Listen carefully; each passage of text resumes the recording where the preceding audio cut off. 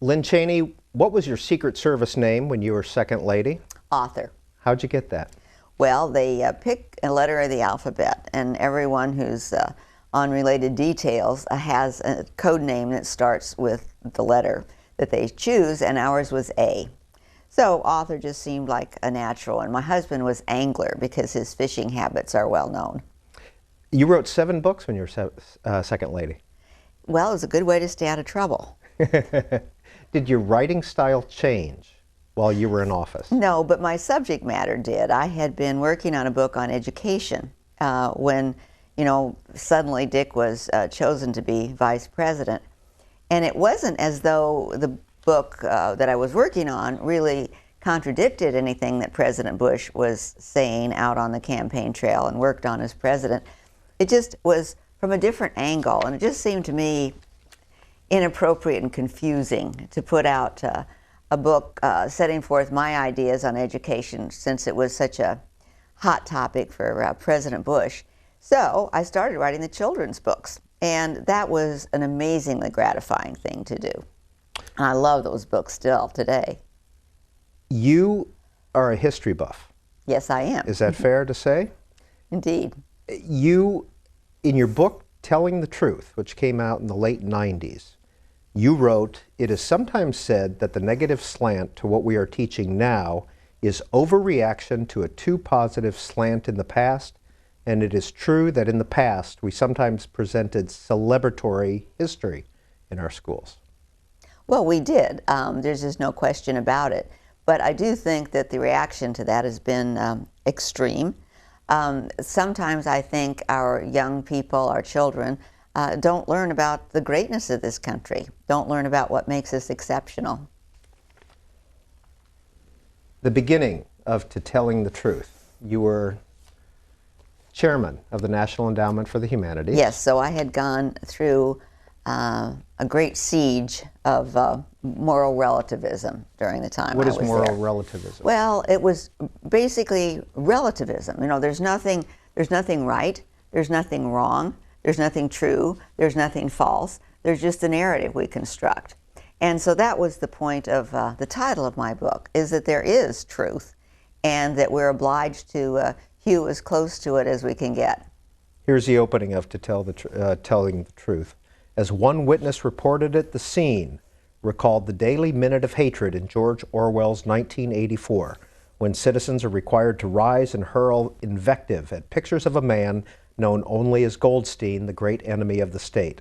And I was Goldstein, one of the enemies whose very name evoked jeers and hoots from the assembly. What happened? Where were you when this happened? Well, I was, I don't remember that the scene was anything particular, but I did, as a conservative chairman of an agency that is closely connected to the academic community, find that, my name was used in that way. And I remember also that Eminem did it. There was, actually I felt quite cool.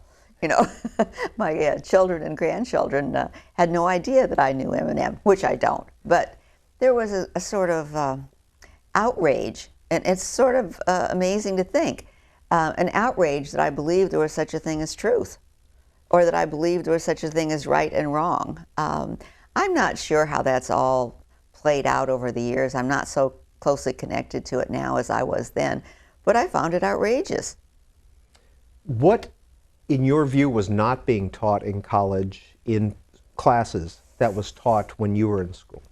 Well, the good side of the story. Now, as I'm free to admit, as I freely admit, I only got the good side of the story growing up, and it was when I went to college and afterward that, I began to understand that this country's made many mistakes, that we have not been always perfect.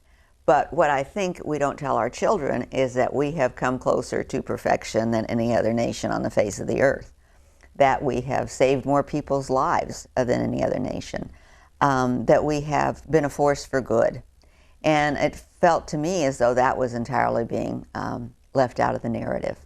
When did you start reading and when did you start writing? Well, I suppose, just before I got into school as a 5-year-old. Writing. I do remember learning to love to write while I was still in grade school, but I didn't start writing books until I couldn't get a job as a PhD. I had a PhD in English, and this was sort of when the glut started. I think it was 1970 that I got my PhD, and I think there were 30,000 PhDs and maybe 5 jobs. I've exaggerated. It was very difficult, and those were the days when it was of great disadvantage to be female. I remember interviewing at one English department. Actually, it was at George Mason University, and the chairman of the English department asked me, he said, "Dr. Cheney, are you married or are you really interested in a job?" Now, that might actually have been illegal then, but there was no fervor to take people to account for such amazing statements, questions really. And you were living out here. Your husband was a congressman at that point? Either a congressman or an aide. I think he was an aide to Donald Rumsfeld at that point. And then went on to chief of staff, so you stayed out here in Washington for a Right, while. until President Ford so sadly lost the election in 1976, and then we went back home. What was your goal after you got your PhD in English? To teach. To teach 19th century literature. I love the Romantic period and the Victorians. In Blue Skies, No Fences, you talk about discovering at your local library in Casper Ulysses. Yes, indeed. Oh, what a shocking thing. I was reading my way through the fiction section of the library, being very systematic, starting at the A's. And it didn't take me long to get to the J's, and there was James Joyce's Ulysses. Wow, I'd never heard of a book like that. You talk about how you had hid it in the hamper at home? Well, I don't think my parents would have picked it up and read it from beginning to end, but I just didn't even want them to open it, so. What was so shocking to you? The words, we didn't use those words in polite company. Now I think we unfortunately overuse those words, but it was a vocabulary. In your view, is Ulysses a masterpiece? No, I don't think so. Till today, I don't regard it as a great classic. I have my own favorites. Such as? Well, I think Jane Austen's Pride and Prejudice is a classic. Great poetry. John Keats's poetry is a great classic. There certainly are, 20th century writers who are fine, but I still think maybe to get yourself declared a classic, you have to hang around for a while and see if the work endures.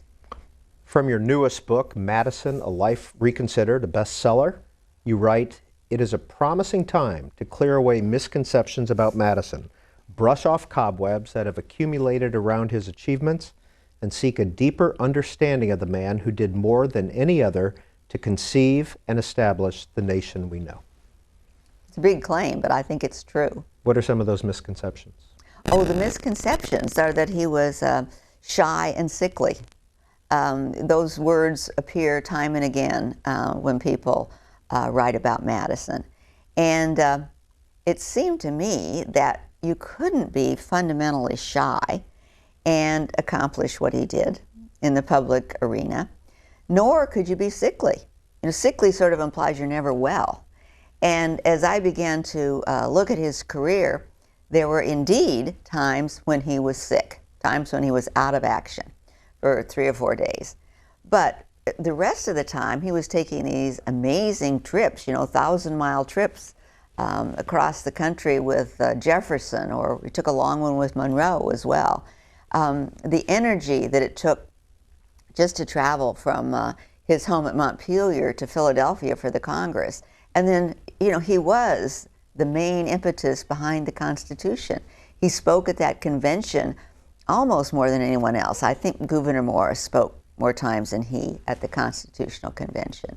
And he kept going, the Federalist Papers, the Bill of Rights. He wrote, I think it was 22 Federalist Papers in 40 days. I like to say to college audiences, you could do that. I could probably write 22 essays in 40 days, but they wouldn't be masterpieces. They wouldn't stand the test of time. They wouldn't be brilliant. But he was brilliant. And I like to think of his energy and his brilliance rather than his shyness, which I don't think existed. I think he was reticent. But brilliance and energy, I see. Where was he born? Who were his parents? Well, he was born in Virginia. I'm trying to get this exact. I believe it was in Westmoreland County, not where he grew up, which was in Orange County.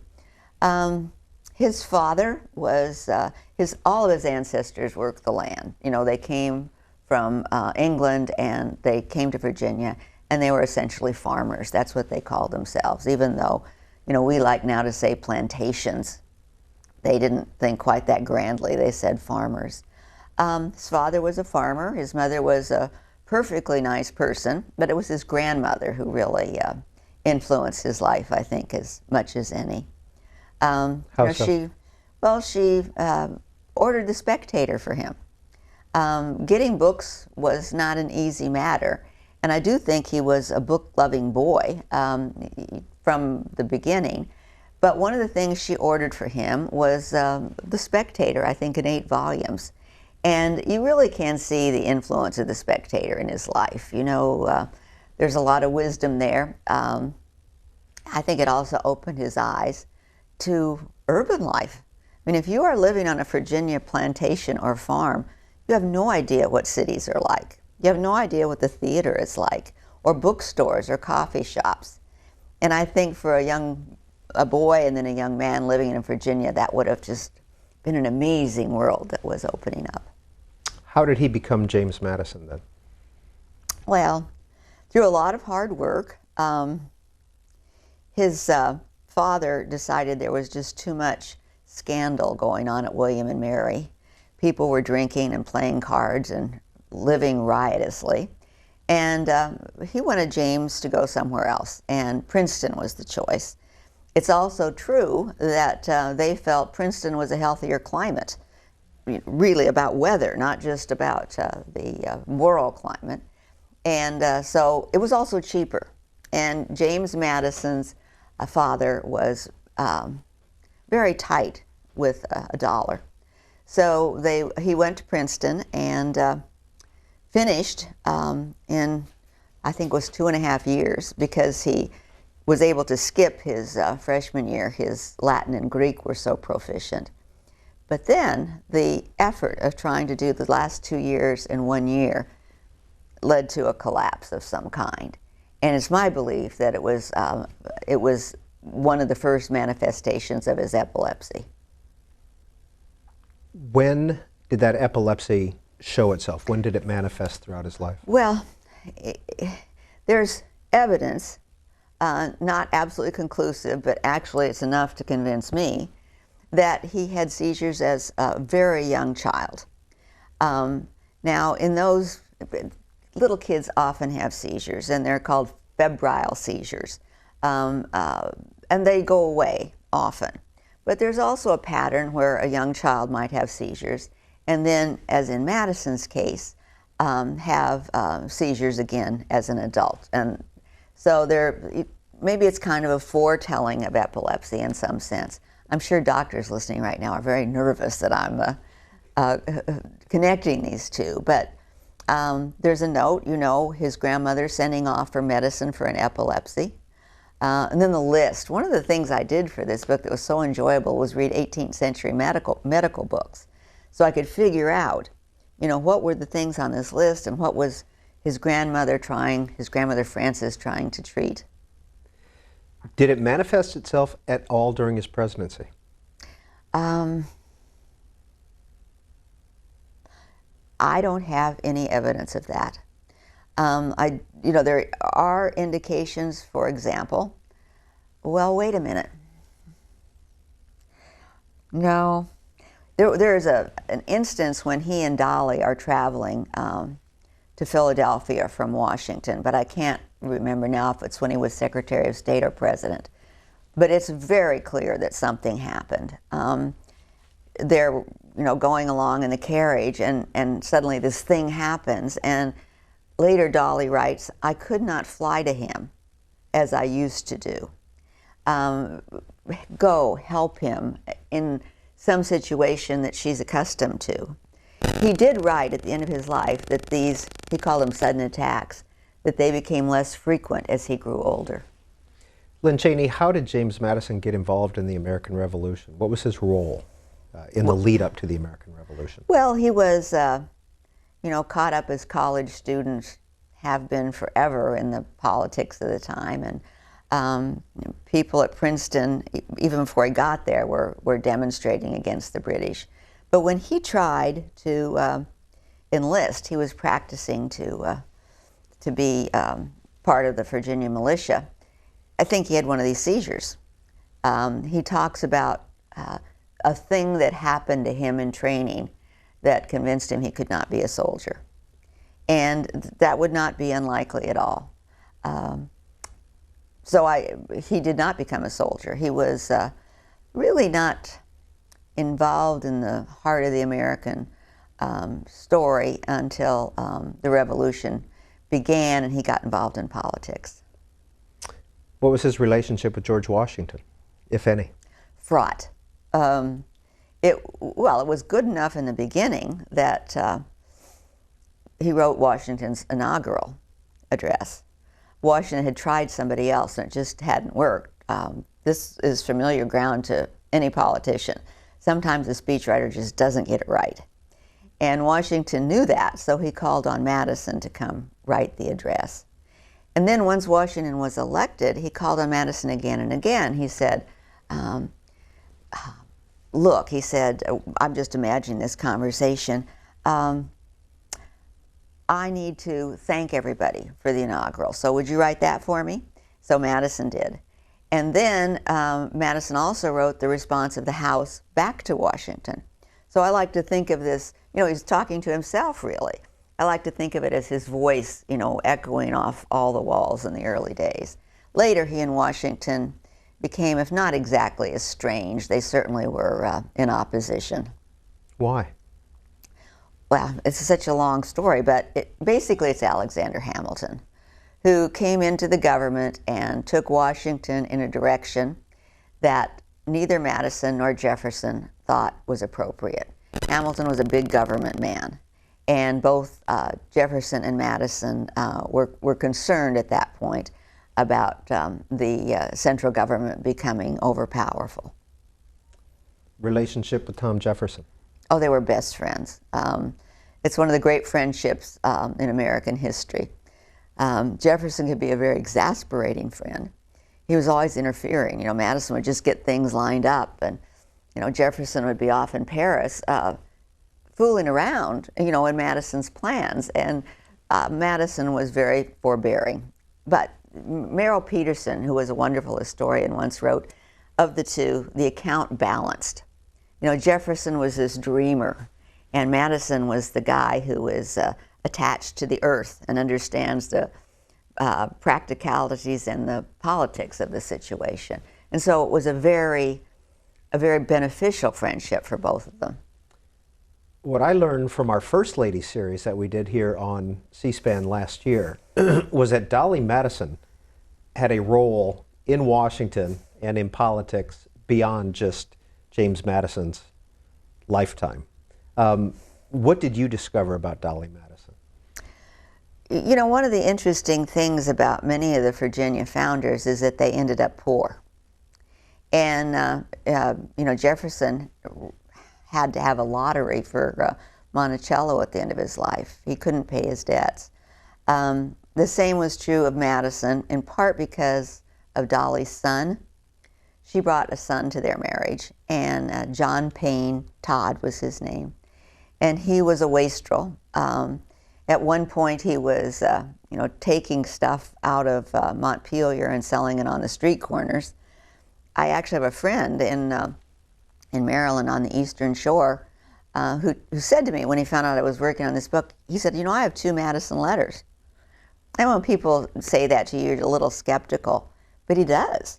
They're short, but they're very important to kind of winding up stories that we don't know the end of. And it occurred to me that if somebody tells you that they have a Madison letter, you should pay attention.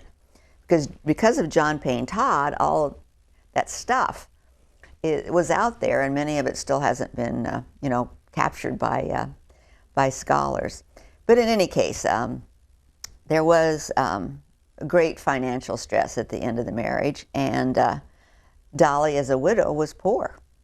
There's one manuscript I remember reading that shows her depending on a loan of 75 cents.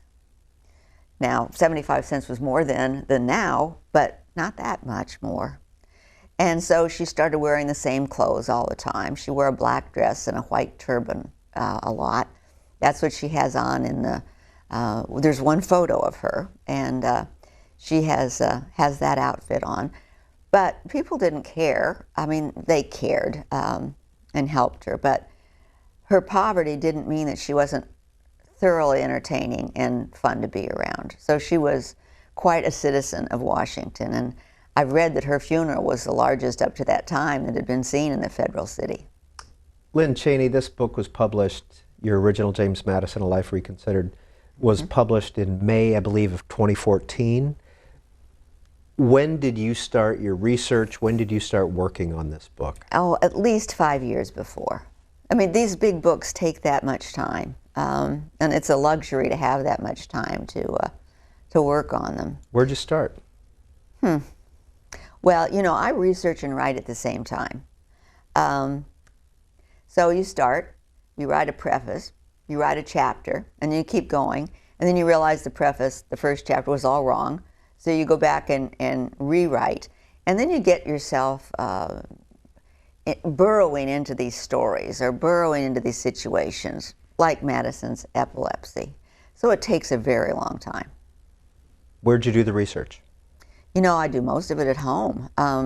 I do have to work from real books sometimes. There are many books that are important that haven't been digitized. So I usually end up with a big pile of books on the floor of my study. But there is just an amazing amount of information online. All of Madison's papers are online. The University of Virginia has a digital program that's just amazing. Jefferson's online, Hamilton's online, Washington, Madison, Monroe not. But I've just begun to tell you how rich this resource is. And there are many others as well. People, you know, upload. Google does a lot. There's something called archives.org that does a lot. You find the most, you think, obscure things that have been digitized. Good afternoon and welcome to Book TV's In-Depth program. This is our monthly program with one author and his or her body of work. This month, it's author Lynne Cheney. She is the author of 13 books. Beginning in 1979, a novel came out, Executive Privilege. Another novel, Sisters, in 1981. Tyrannical Machines, Report on Educational Practices Gone Wrong, was published in 1990. Telling the Truth, Why Our Culture and Our Country Have Stopped Making Sense, came out in 1996. Kings of the Hill, Power and Personality in the House of Representatives, a nonfiction book written with her husband, came out also in 1996. And then as Second Lady, several children's books, including America, A Patriotic Primer, A is for Abigail, When Washington Crossed the Delaware, 2004, A Time for Freedom, and we'll talk about that one a little bit later in the program, in 2005, Our 50 States, A Family Adventure Across America, 2006, her memoir, I guess you could call it, Blue Skies, No Fences, A Memoir of Childhood and Family, in 2007, We the People, The Story of Our Constitution, in 2008, and finally, James Madison, A Life Reconsidered, in 2014. If you'd like to dial in and talk with our guests this month, we're talking about history and education and all sorts of issues. 202 is the area code, 748-8200 for those in the East and Central time zones, 202-748-8201 for those in the Mountain and Pacific time zones. Now, if you can't get through on the phone lines, there are several other ways to get through, including if you want to send a text message. You can send a text message only. Don't call this number, but send a text to 202-465-6842. We've also got some social media ways of getting a hold. Facebook.com/BookTV. @BookTV is our Twitter handle. And finally, you can send an email to booktv@cspan.org. There's a lot A lot of ways to reach you today, Mrs. Cheney. I want to go back to James Madison, and this is what you've written. Scraping his quill across a page, Madison recorded what seemed to him the essence. Quote, "The strongest and sound mind often possess the weakest and most sickly bodies. The knife cuts sheath, as the French express it." Well, he found this in Locke, John Locke, when he was reading, and I think for him it was a comfort. You know, epilepsy was such a misunderstood ailment in the 18th century. It was thought to be the result of demonic possession. It was thought to be the result of sin. And that made having seizures even more traumatic than the events themselves. And I should just pause for a minute. I don't think that Madison's seizures were always of the kind that made him fall to the ground. I think what he describes seems to fit very well with a partial complex epilepsy. As he described it, the intellectual senses are suspended, which is exactly what people say who've had partial complex seizures. It's a temporal lobe issue. So, nevertheless, I think probably sometimes these seizures that weren't quite as dramatic manifested themselves in the more dramatic way, and he had a complete seizure. Any kind. And he recognized, he said, "I have sudden attacks somewhat resembling epilepsy." So, you know, he knew that what happened to him was linked. And having that happen to you is all the more traumatic when there's this overlay that somehow it means you're sinful. So I think for him, it was of a great comfort to read this idea that often the very strongest minds have some physical ailment. And the metaphor is the mind is so strong that, you know, the sheath, it's like a really sharp knife that the sheath can't hold. Looking back, it's easy to see, but was his path to the presidency inevitable at the time? Well, he certainly had many advantages. He was from the largest state, and as you know, 4 of the first 5 presidents were from Virginia. So being a Virginian was, in and of itself, a great advantage. Being brilliant also helped quite a lot. I think Dolly, you were saying earlier that she had a role. She wasn't an advisor, you know. She didn't tell him what to do about the Louisiana Purchase or the War of 1812.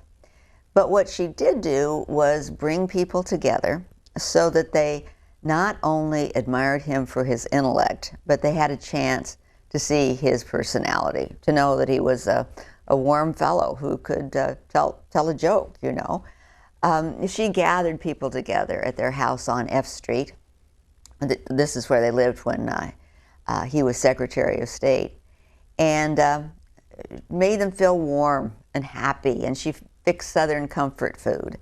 And James stood in a corner, and people came by and talked to him and learned this other part. There was, in fact, a senator, I think it was, who wrote home to his wife that Mr. Madison has a great advantage in the upcoming caucuses to choose a candidate because of Dolly. Was the War of 1812 inevitable? And what was that about, anyway? Well, I sometimes think the best explanation is that it was a second war for independence. We had managed to gain our independence from Great Britain, of course, in the Revolution. But, you know, it's kind of as though the British didn't really think that was as big a deal as it might be. And one of the things they were doing, of course, is stopping our ships and pulling sailors off. They were fighting a war with France, and they needed more sailors than they had. So a good deal was to stop an American ship, go on board, ask people to say a couple of words, and declare that, oh, you must be a British citizen because you said the word peas. You said pays. So they would, you know, take them off, and, you know, this was a great insult to America, as well as not being very fair to our sailors and being a problem for our defense. So that was one of the kinds of offenses.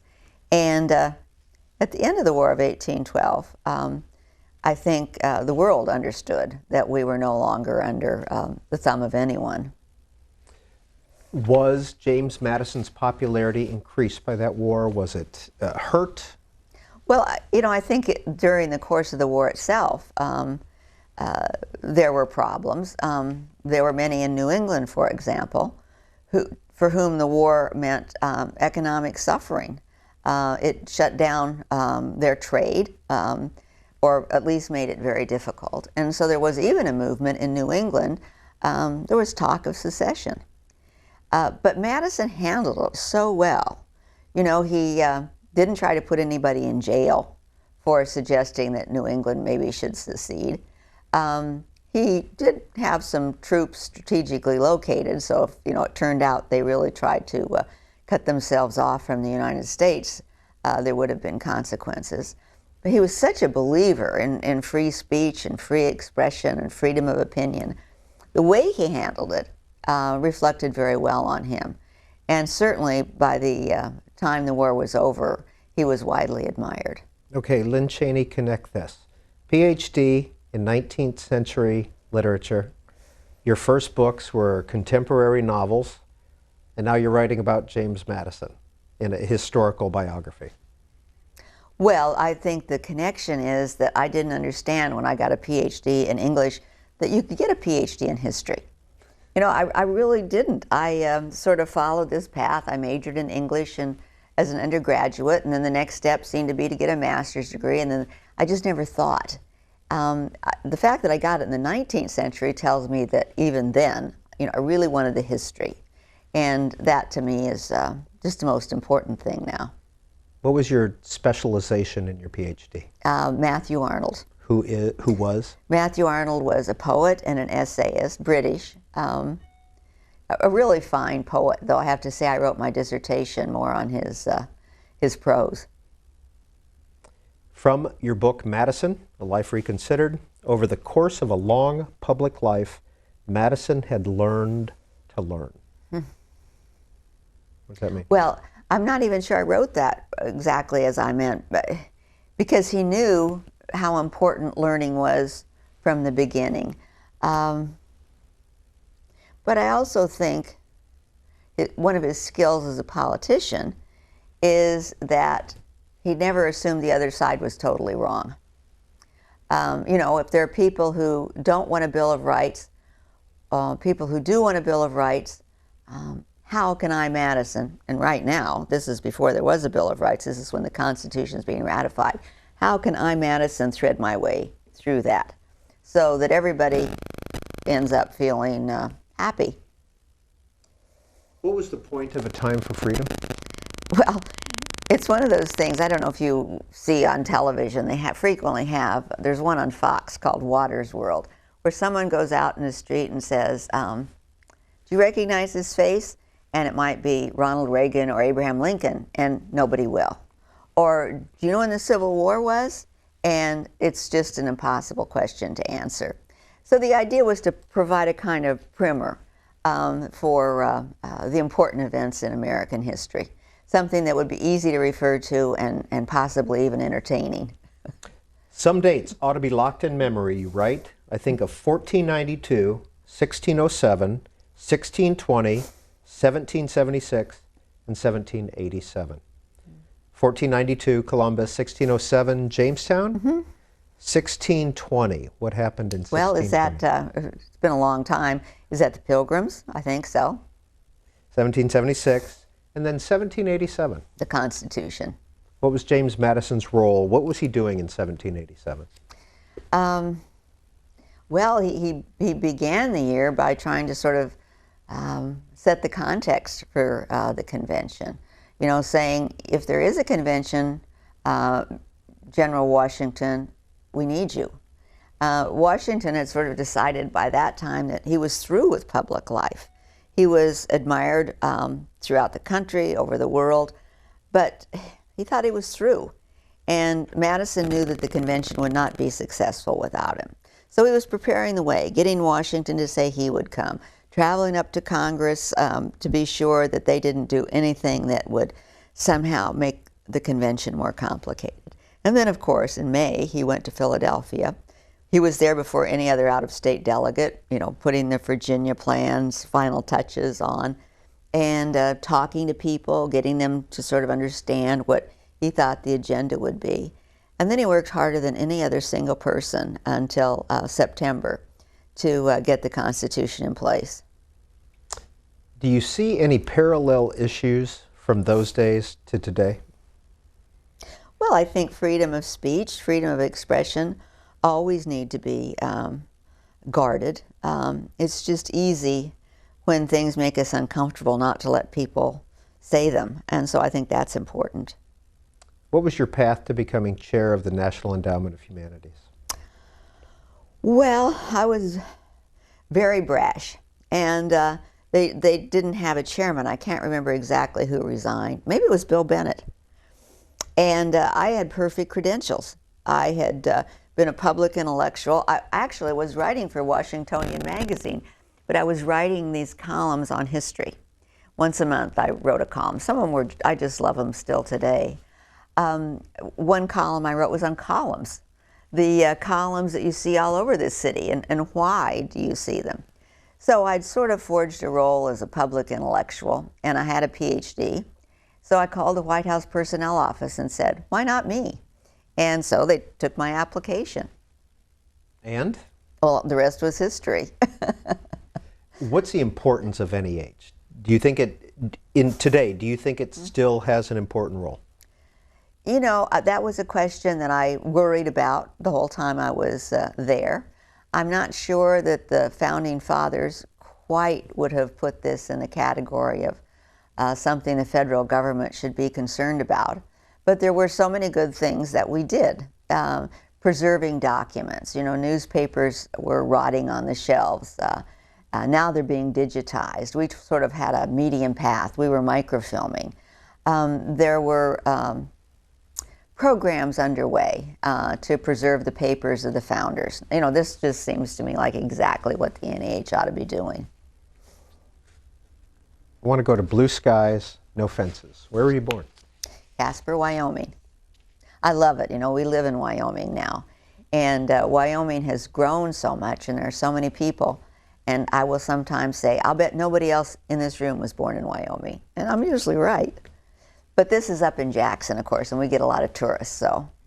How much time do you spend in Wyoming these days? Oh, probably 8 months, a year. And still come back to Washington from time to time? Yes, we do. Well, you know, some of my grandchildren live in Wyoming all the time. Some of my grandchildren live in Virginia all of the time. During the summer, they're all in Wyoming, so that's a delight. But it's important to be in Virginia, so I see those grandchildren. And you were born in 1941, I believe? Mm-hmm. There was Casper, you write, and then there wasn't, so that kids had no doubt about where they were from. You could encompass Casper in your mind, begin to see forces at work in it, and imagine that you yourself might have an impact on them. You would see yourself creating your own future rather than having one handed to you. No, that's true. It's an amazing thing to be. I suppose there are towns like this in Nebraska, but you know, in Casper, there was the town, and then there was the prairie. And it was this kind of manageable universe for a little kid. Kind of manageable intellectually, manageable physically. You know, you could ride your bike to school. You could. Dick used to go out on the prairies. His house was the last one on the east side of town, and so he and his brother would go out on the prairies and shoot jackrabbits. I think his mother. I'm pretty sure it was those rabbits that his mother used to cook up and put in his lunch bag. And that was Marge? That was Marge. What was she like? Marge was very energetic. There was nothing she couldn't do. She could sew and cook, and boy, could she pitch a good baseball. And she could fish. She was a very energetic person. And she played on a softball team, didn't she? She did. She taught Dick how to catch and how to throw. But she had been on a team called the Bluebirds in Nebraska, and it's just like, what's that movie with Tom Hanks and Rosie O'Donnell? A League of Their Own. It was like that. You know, they traveled around and had uniforms, and athleticism wasn't something that was as valued in the early 20th century as it is now. So they were pioneers in a way. Well, you spend a lot of time talking about your education in Blue Skies, No Fences, and I want to get into that in just a minute, but here you are as Second Lady answering a question from a student about the importance of education. When you were a child, were you interested in history? I was, and I'm not sure why. I suppose it was teachers who were able to tell it to me as a story.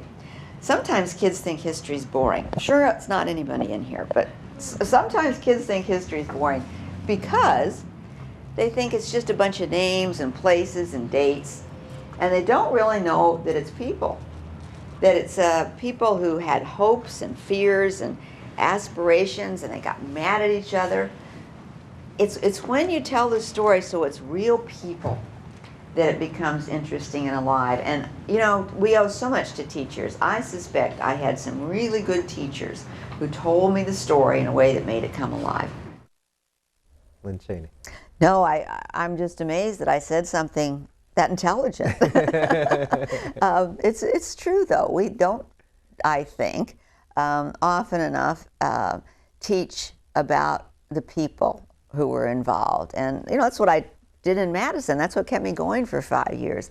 How did these people relate to one another? You know, when were they mad at each other? When were they friends and accomplishing mighty things? What challenges did they face? How did they die? When did they die? Did they have lives that were mostly happy? You know, it's when you are working with that kind of thing that I think history becomes a dynamic and great story to read. Who was Margaret Shidler, and did Margaret Shidler have a happy life? It's Scheidler. Scheidler, sorry Yes. about that. Well, you know, when Dick and I were growing up, there was a whole class of women who didn't marry and became teachers.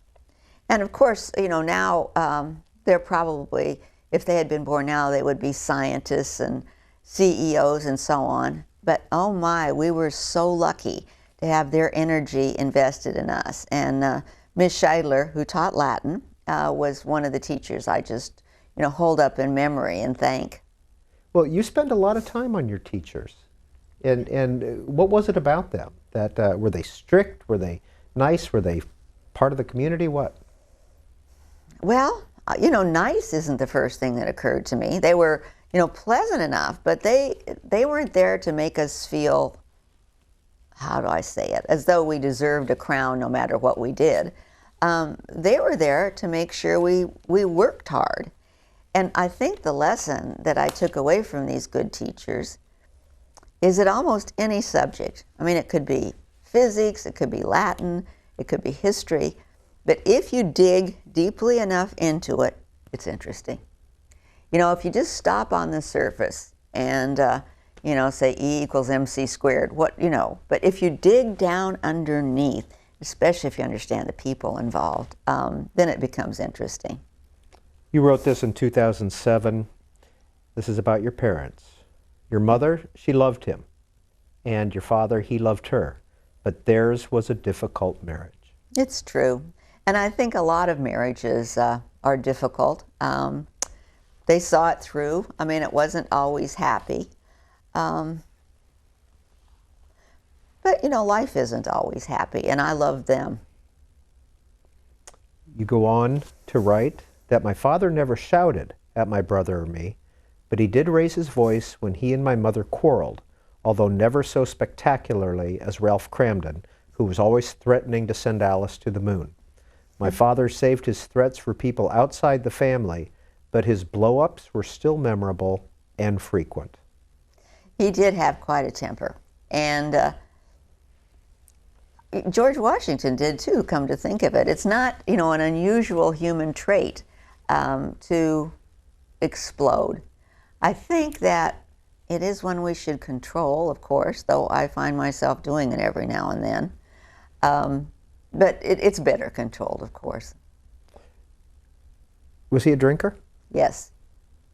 Do you think maybe he was an alcoholic? Could be. And did that affect his behavior sometimes? Maybe so. You know, it's really... And I'm only bringing this up because you've written about it. No, I know. And it's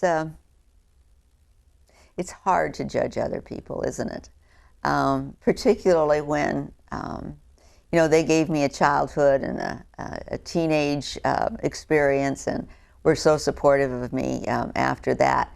It's hard to be harsh at all in judgment. Lynne Cheney, your mother died in an unusual way. She drowned. What happened? You know, we don't know.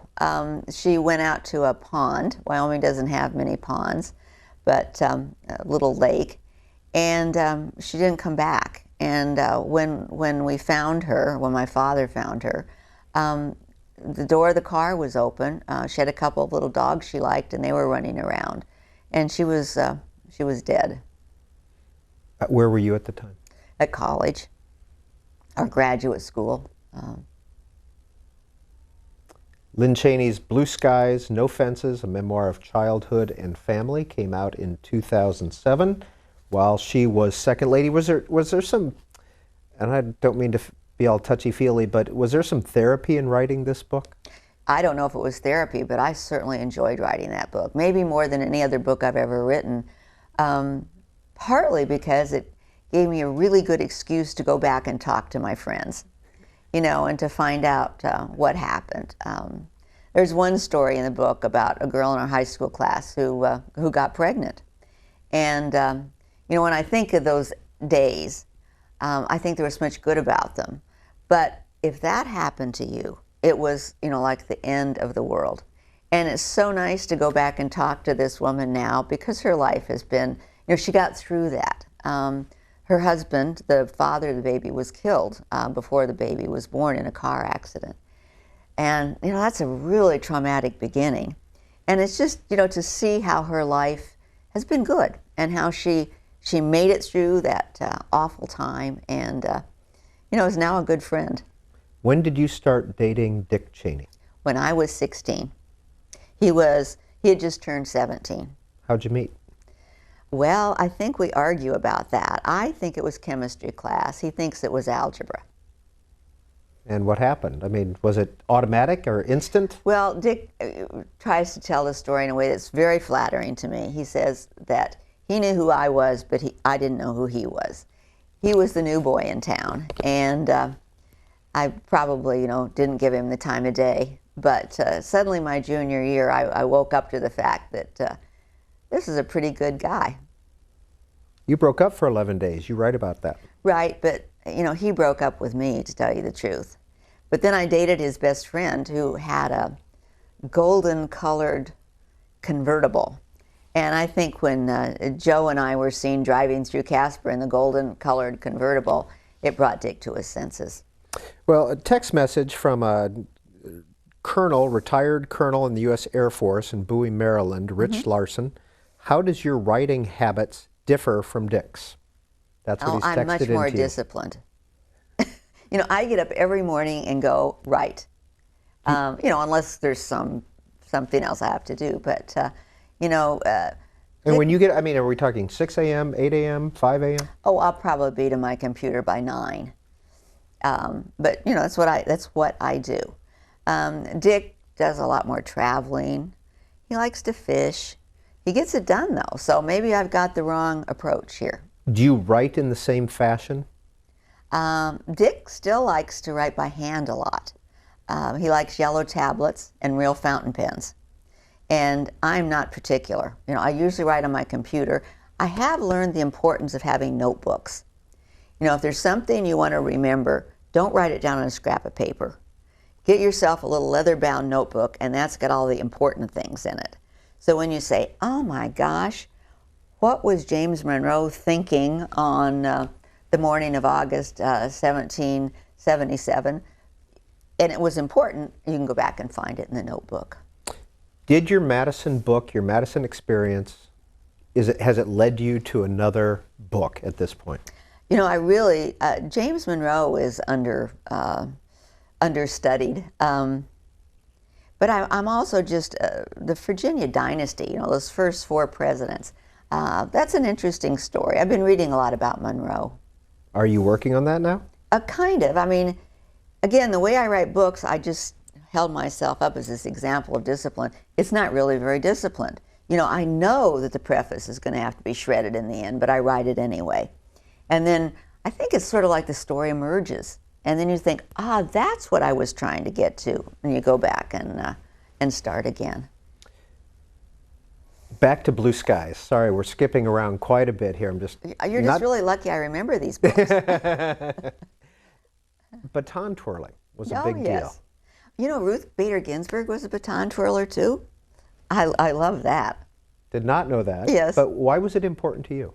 Well, again, in those days, you know, girls didn't do track. Girls, I don't even think gymnastics were very much on the scene. Physical activity wasn't something that it was thought girls did. But this was one. This was acceptable. This was like cheerleading. And I worked at it really hard. And? Well, I was state championship. Do you want me to say that? Yes, I won the state championship. And you went to nationals. That was your first time out of Wyoming. That's true. I went to St. Paul. To the east. That's right. And I thought St. Paul was the east, you know, because my reference was Wyoming. Only later did I learn there's a whole big part of the continent beyond that. You had a scholarship to Barnard. I did. Mm-hmm. Why did you not attend? Well, it was still too expensive. Even though it was, you know, full tuition and all of that, somehow I had to get there and get back. And plane fares in those days seemed, you know, really prohibitive. So I went to Colorado College, where I also had a very nice scholarship. And, you know, your parents could drive you there. So it wasn't so hard, complicated, and expensive. Did it occur to you to go to college throughout your junior and high school And that's one of the things I credit my parents for. It wasn't an option. You didn't think about not going. You only thought of where. Was it rare in your high school class to go on to college? Not rare. But it was also acceptable not to go to college. Lynne Cheney is our guest. We're going to begin taking your calls in just a minute. We're going to put the phone numbers back up on the screen. And if you can't get through, you can text a message or you can make a comment via social media. Those addresses will flash up on the screen in the next few minutes. And we're going to begin with this call. If I can figure this out, we've got Eric in Lutherville, Timonium, Maryland. Eric, good afternoon. You're on with author Lynne Cheney. Good afternoon, Mrs. Cheney. I admire your scholarship. I recently purchased Madison, haven't started yet, but it's something I look forward to. Well, thank you. I hope you'll enjoy it. Yes. So my question to you is not really about history, although I'm a great lover of it, but about contemporary politics and that sort of thing. I don't know a thing about that. I know you don't. And I think even a rocket scientist would know your opinion on the Iran deal. So I'm not going to ask you specifically on that, but I want to put you in the place of the majority leader of the Senate. If the Democrats would try to filibuster this so as not to bring a vote to the floor, would you invoke, or let me put it this way, would you do away with the 60-vote filibuster requirement and just get a majority vote to bring it to the floor? Well, Any comment you want to make for that caller? That's a really hard question. The nuclear option is what I've heard that called. Okay, now you probably know more about this than I do, Eric, but didn't the Democrats already do that? I know that now in this Congress, the Republicans have not chosen to do it. But, you know, please, I'm not Mitch McConnell. If you're out there, I'm not trying to give you advice. But yes, I would. Do you miss being in the center of the storm? It was not onerous. You know, many sad things happened when Dick was vice president. You know, 9/11, of course, at the top of the list. And yes, you do feel a little bit battered at the end of every day. But gosh, you know, you have the feeling of being involved in an important cause. and maybe in those years more than has sometimes been true. And that's gratifying at the end of the day, to think that you've been involved in something important. But it's also very nice to have a lot of our privacy back. And you know, just to pick up and go to the grocery store if I want to, and not have to get a Secret Service detail to pick me up.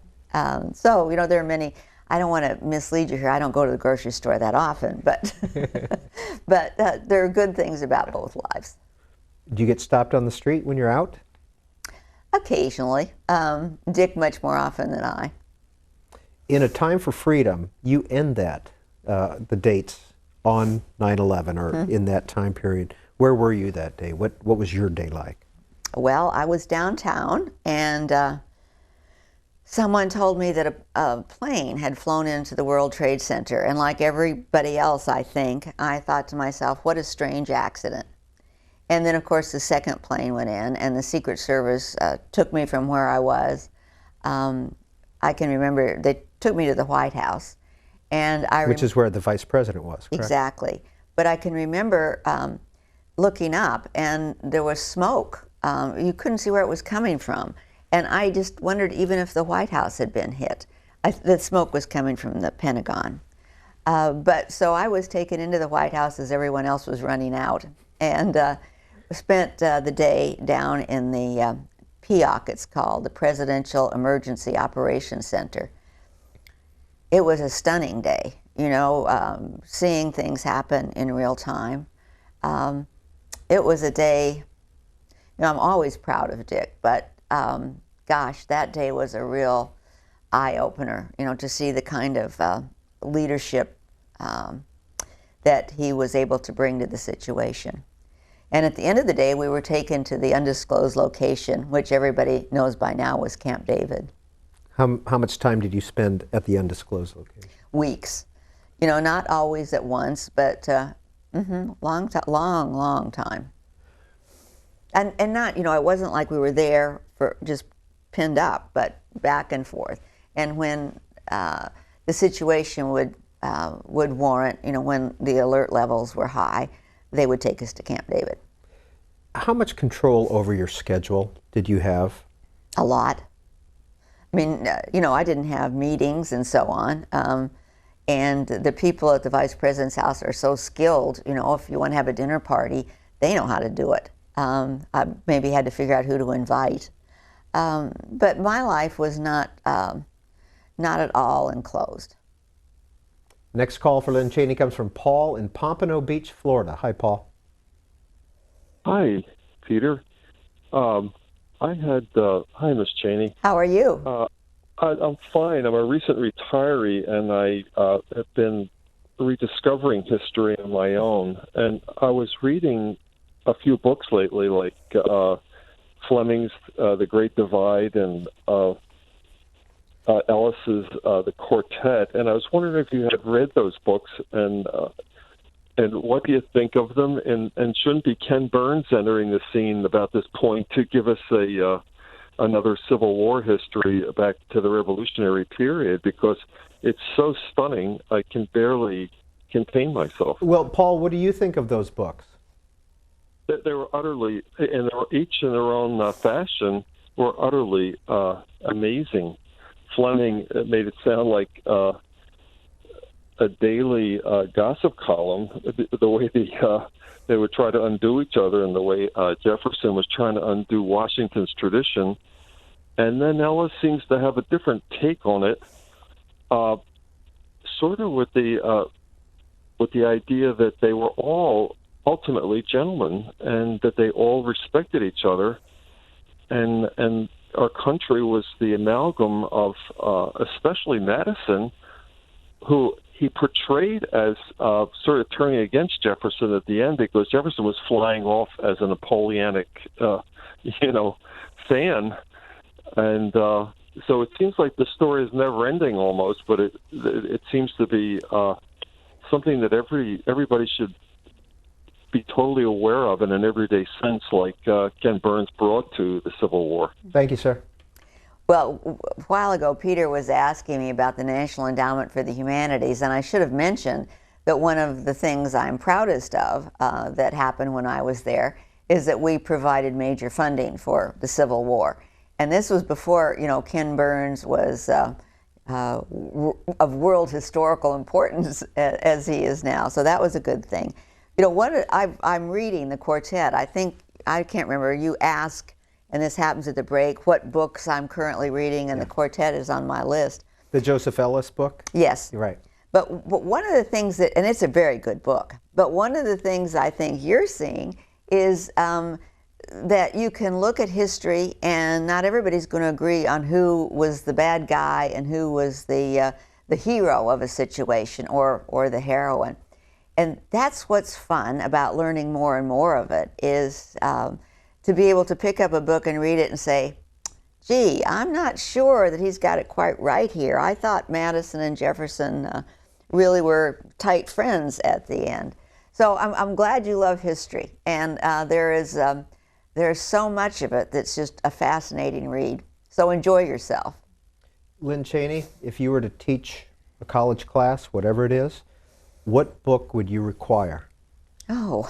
And I'll let you think about that a little while as we take this next call from Deborah in Snellville, Georgia. Hi, Deborah. Hello, Peter. You are a gem, and Mrs. Cheney, I think the world of you.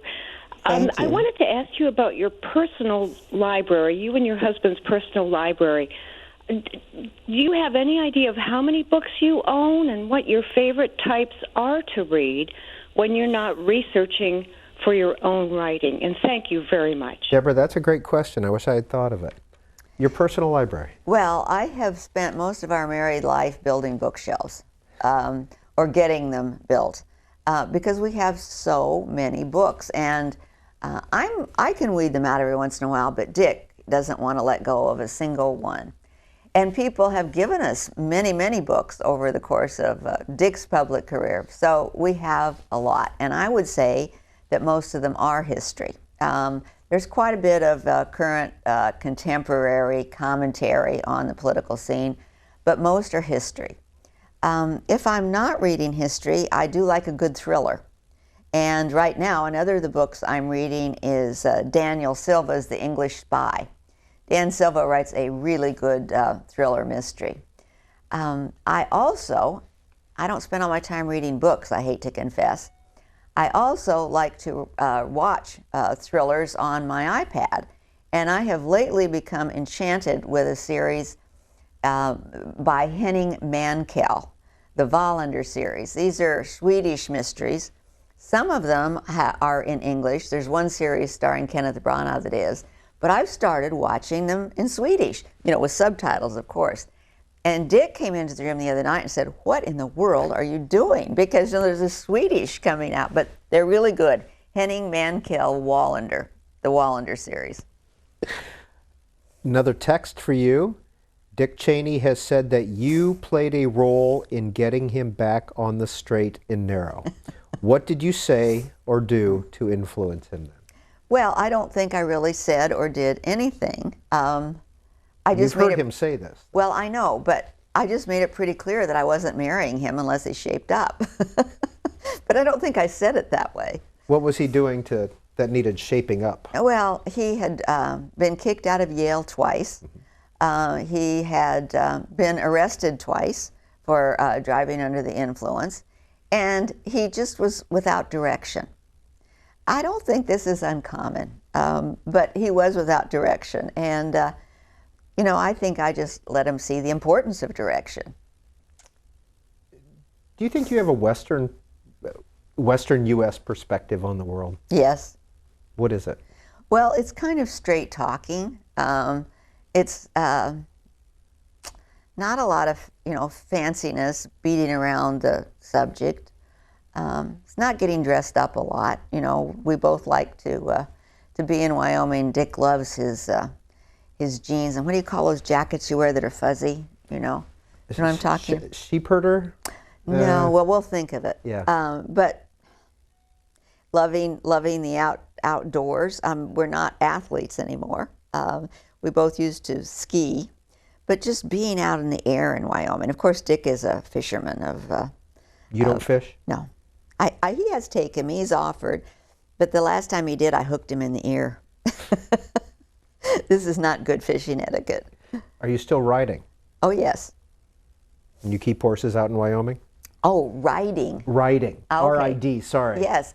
No, I don't ride, but my granddaughter Grace has 3 horses, and she's really becoming a world-class barrel racer. You know what that is? Yes. Okay. Well, she's doing that. Was like Teton County rodeo princess, and so all the kids love it. But Grace has become a real cowgirl. She wears this little thing around her neck that says "Cowgirl up." You know, if things are not going right, cowgirl up. Next call for Lynne Cheney comes from Joe in Carmel, Indiana. Go ahead, Joe. Yes, in regard to what you had just said about straight talk, it seems to me that the issues we face today, many of them are so horrendously complex, it's impossible to even discuss them in a campaign, whether you're trying to be straight or not. You were talking about the Iran nuclear deal, and one of the big complexities about that is whether the United States is even able to inspect the Iranian sites. And then there's Obamacare, and then there's another example of complexity, which is the one I would really like to hear you talk about the most, is the proposed fair tax that Huckabee is behind, which in my suspicion is that's why Trump got in the race at all, because it would hit real estate so hard. Well, you know, I agree with you that there's too much complexity out there on too many issues. So what I do is I just pick my issue, and I try to understand it as well as I can. And so living in the household I do, you can imagine that lately it has been the Iran deal. And I'm with you. I am so concerned about the inspections regime that's proposed, the fact that in some instances the Iranians will be able to do their own inspections, which sounds to me worrisome. The fact that, you know, we have to give them notice, and they get at least, I think it's 27 days, and with delays that can go into months. So I think you put your finger on an important part of that particularly complex problem. Now, we haven't gotten a call from Wyoming yet today. I'm a little surprised. So if you're in Well, it's mountain time out there. It is, Mountain and Pacific time, 202-748-8201. And besides, they're outside. Do you know how beautiful the weather is right now? No, I don't. I'm here in a studio in Washington right. with you. Rick is in Annapolis. Rick, you're on with author Lynne Cheney. Hi, Lynn. Hi. I envy my doctor friend here in my community. He had the pleasure of taking you and Dick out on his boat. You met at the Crab Claw. Uh-huh. And the cute thing that he said was, you said to Dick, "Don't get any ideas now about getting a boat." Well, he rode the boat for a little bit. You know, go ahead, please. What I really want to say is, over the years, and especially like 30 years ago, you used to be on TV quite a bit. And I admired everything about you, and I said to myself, and as I'm looking at you right now, you could have been a senator, you could have been president of this country. You have all the attributes, and you made the ultimate sacrifice as far as and backed your husband, one of the greatest people, the politicians or human beings on the face of the earth today. Well, that's very kind of you. Did you? Well, it was pretty common knowledge that you were considered at some level for the Veep position, correct? Oh, I don't, you know, it might have been at some really low and imaginative level. I think a more likely point would have been for me to run for the Senate when there was an opening right after Dick was Secretary of Defense. But, you know, honestly... Did you think about it? Yes, but, you know, you have to just want these things so much to do what's involved in getting elected. And, you know, gosh, I really like writing books. So I appreciate the comments, but I don't think I've made a sacrifice. I think I've done what I want to do. Did you make that comment to the vice president about a boat? Do you remember? Oh, yeah, that's absolutely true. We had a house, we still do, on the eastern shore of Maryland. And I think we may be the only people who live on the water on the eastern shore who don't have a boat. But I just, you know, I don't even know how we got 3 horses or how Grace did. These things, they just take up not only your resources, but your time. So I did not want a boat. And we still don't have one. Do you have protection today? Are you Well, all on your I own? don't think we should talk about that. That's probably a good point. Doug is in Brookline, Massachusetts. Go ahead, Doug. Oh, hi, good afternoon. 3 or 4 years ago, George Bush was advised not to travel to Switzerland in order to promote his book because he could have been charged with war crimes under the theory of universal jurisdiction. Does your husband have any problems traveling overseas, and are there any countries that he has to avoid? Looking forward to your answer. Thanks. Well, we've managed to keep pretty busy right here in the United States, so you know I don't feel as though there's anything I'm avoiding.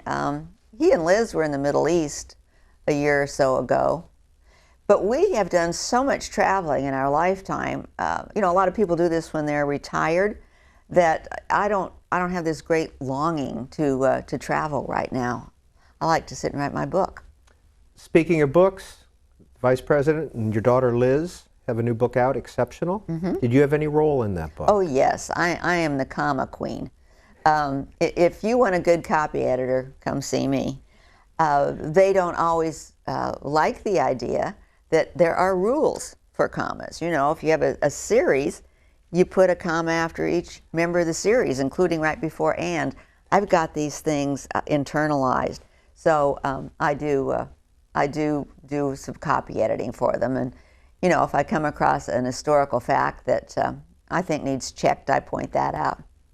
But they're on their own, except for the comma queen. Well, what's their writing style? Is writing together? I mean, is that? Oh, you don't really write together. You know, you take topics and.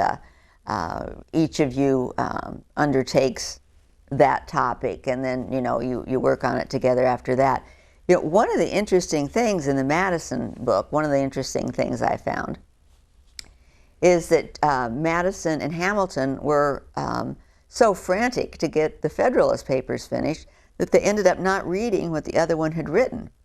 And if you think about how the whole thing hangs together, it's like a miracle. I don't know how that happened. Well, Lynne Cheney, let's go back a step. What are the Federalist Papers? When were they written? What's their importance today? Well, the Federalist Papers were written specifically to get the Constitution ratified in the state of New York. New York's failure to ratify would have been as damaging to the process, deadly to it, as Virginia's failure to ratify would have been.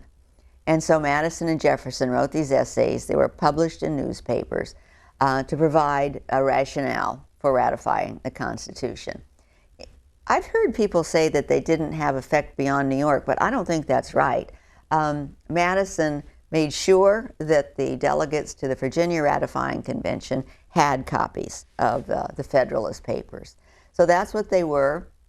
They're now regarded as a classic, important to an interpretation of the Constitution.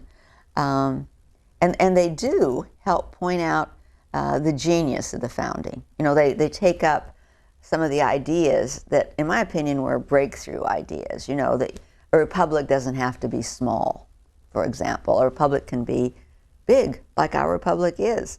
And for Madison to sort of see his way through that prohibition, that idea that you couldn't be large and be a republic, was to me the kind of breakthrough thinking that you see in geniuses.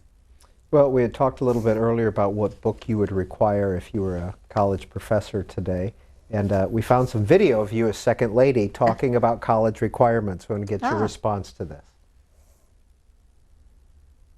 One important reason that American history is not required is because if it were, faculty members would have to teach it. And there is very little professional incentive for them to do so. Advancement in academia comes from publishing, and there is little market in academic journals for articles on subjects that are broadly conceived. What is wanted are specialized articles that are compatible with teaching specialized courses. In not wanting to take on general education, which is what a survey course of American history is, people in academia are doing exactly what people in other professions do, avoiding activities for which there is little professional incentive. Do you remember that? Well, no, but it was a really good point. And it has stood the test of time. It's still true that, we don't provide reinforcement for some activities that are really important. And so we shouldn't be surprised when they don't happen. And the book, I would just say bind the Constitution up, make it into book form, and require it to be read. Vin is calling in from Massachusetts, Hingham, Massachusetts. Hi, Vin. Hi.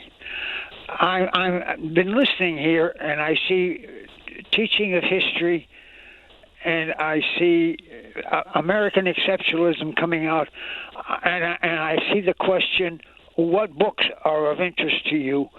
And I'm thinking of Kennedy's Profiles in Courage. Now, what I want from Kennedy's Profiles in Courage is, first, a focus upon episodes that one teaches. I'm thinking of Daniel Webster is in there, and his behavior, I stand for the Union, is to be celebrated as heroic, but we don't overlook the fact that he was in some ways a crook as far as banks in New England were concerned. I focus on events because of my interest in Alfred North Whitehead's suggestion that the really real things in this universe are events. So wouldn't our American exceptionalism and our need for recognizing that our heroes have clay feet, wouldn't that be taken care of by focusing upon heroic events instead of heroic people? And shouldn't we therefore teach Kennedy's Profiles in Courage? Thank you, Vin. It's been a long time since I read Profiles in Courage, but I do remember when I read it that I found it thrilling. I think that, the kind of Parson Weems treatment of Washington, this is the one that tells he chopped down the cherry tree, which just isn't true, that kind of reverent treatment isn't very interesting. So I agree totally with your point that let's look at people, let's look at what they did, let's look at the events that surrounded, say, the creation of the Constitution, and let's not forget that these were people like us, that they had clay feet. One of the best examples of that, of course, is that Washington and Jefferson and Madison and Monroe all had slaves. Now, that slavery is, and they understood, morally wrong. I mean, it's even more than that. That's too simple an explanation of what slavery is. But they had slaves, and it was wrong, and they understood it was wrong. But at the same time, Madison in particular created a constitution. A friend of mine, Bob Goldwyn, he's dead now, but Bob used to say they created a constitution for a society more just than their own. I think that's a good way to look at it. Ambrose Madison, James Madison's father, correct? Mm-hmm. Wasn't there some questions about his death, whether or not he had been put to death by slaves? Oh, well, I think he probably was. The family never wrote about it, but Ambrose was the first Madison to have slaves. As long as there were indentured servants coming over from England, nobody thought about having slaves, or it wasn't an important thing.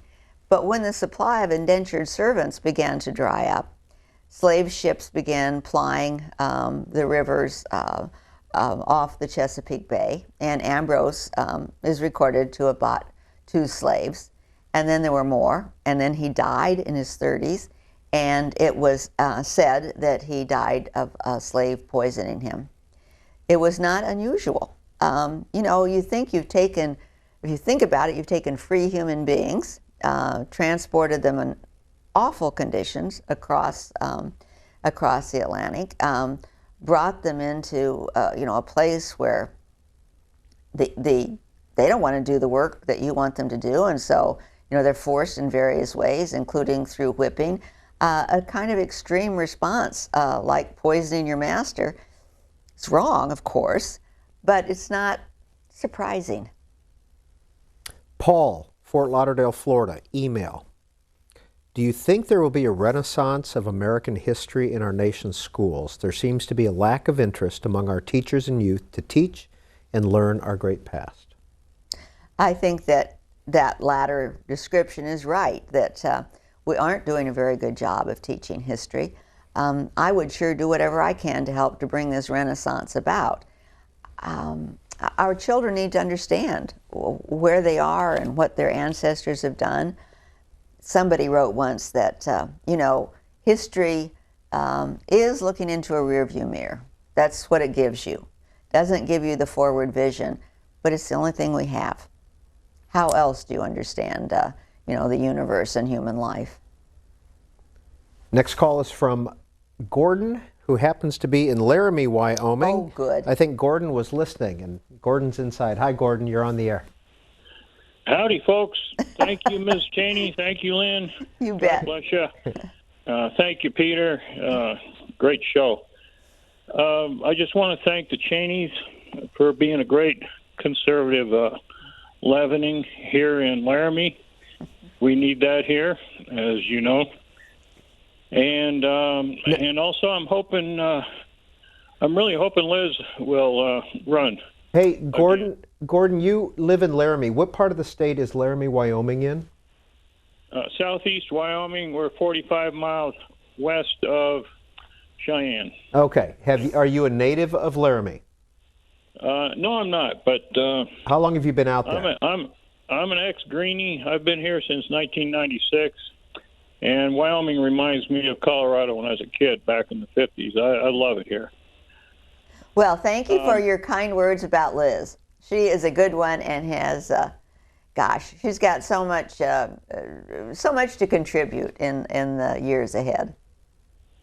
I hope she's. I'd vote for her for president in a heartbeat. She's well, thank wonderful. you. I would too. You bet. And you said you like thrillers. I was wondering if you've ever read Nevada Barr. I don't care for her politics, but she writes some good thrillers. I'll try it. I haven't read it, but I will try it. I like Mr. Box, who's a native of Wyoming and writes thrillers, or at least he's in Wyoming. Lynne Cheney, Thank you. Your first two books were novels. Why? In those days, well, Artistic first of all, outlet? I mean, no, it was much more practical. In those days, you couldn't do research on your computer. I mean, I don't even think I had a computer. In fact, I know I had an IBM Selectric. And Dick and I are moving around the country. That's about when we started, we would start in Washington, we go to Wyoming, which is what I could do. So it was a fun experiment. The book that you wrote together, Kings of the Hill, Power and Personality in the House of Representatives. Your husband was serving in the House at that point. Nick Longworth is one of the people that you profile.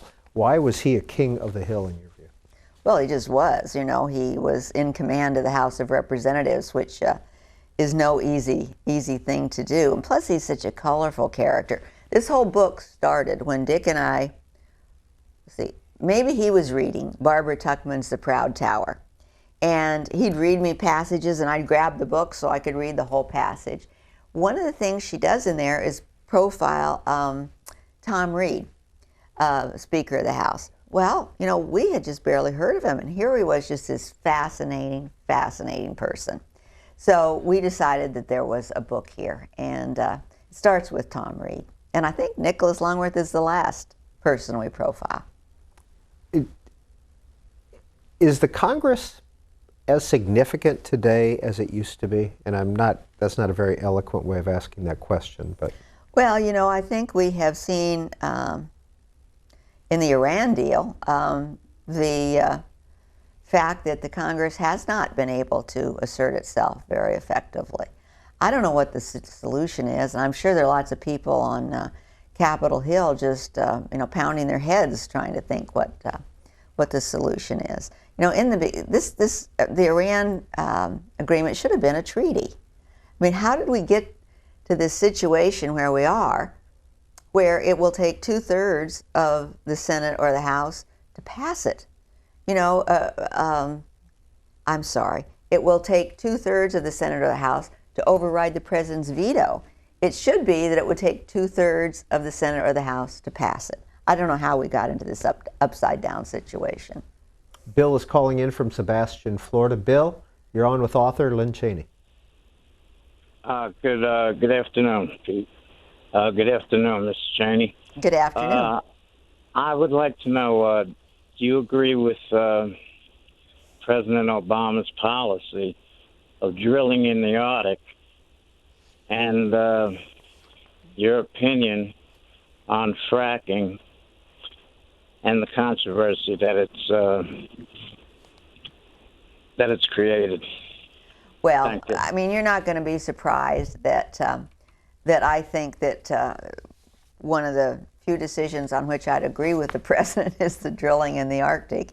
And of course, I think fracking is absolutely a way that we have seen is leading the way to energy independence for this nation, which could not be more important to our national security. But even as I say those things, one of the things I'm proudest of Dick for having done is the setting aside of, I think it's nearly 1 million acres in the West, in Wyoming in particular, for preserving wildlife and preserving nature, so to our national security. But even as I say those things, one of the things I'm proudest of Dick for having done is the setting aside of, I think it's nearly 1 million acres in the West, in Wyoming in particular, for preserving wildlife and preserving nature. So I don't think that we have to either choose to be green or not green. I think that we need to evaluate it situation by situation. Douglas sends in an email. I am a native of Orange, 2 miles from Montpelier. In your research, did you find how infant Madison traveled from Point Conway to Montpelier? Why no credit to Mason for the Bill of Rights? And how do you believe Madison would view use of Constitution today?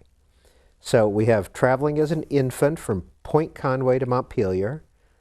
Why no credit to Mason for Bill of Rights? And Madison, Constitution today. Well, I would assume that he was taken mostly by carriage. I'm having trouble thinking what body of water you have to cross between Conway and Orange, but mostly by horse and carriage. George Mason is somewhat worth so much more study than has been given him, and he refused to be involved with the Constitution because it did not contain a Bill of Rights. Madison, how shall I say this, was a little more politically minded. He wanted to get the Constitution ratified. That was his main goal at that point. And if you started each state adding a Bill of Rights, they wouldn't all agree. So at the end, maybe you get the necessary states to ratify, but then there's another huge argument over what the Bill of Rights is. So I think that Madison, in the end, did exactly the right thing. He kept everybody from putting a Bill of Rights in, made George Mason mad, and he went home. But then, after you've got the ratification, Madison is the primary author of the Bill of Rights that goes through the Congress and then is ratified by the states. Seems to me that Mason was also mad for another reason.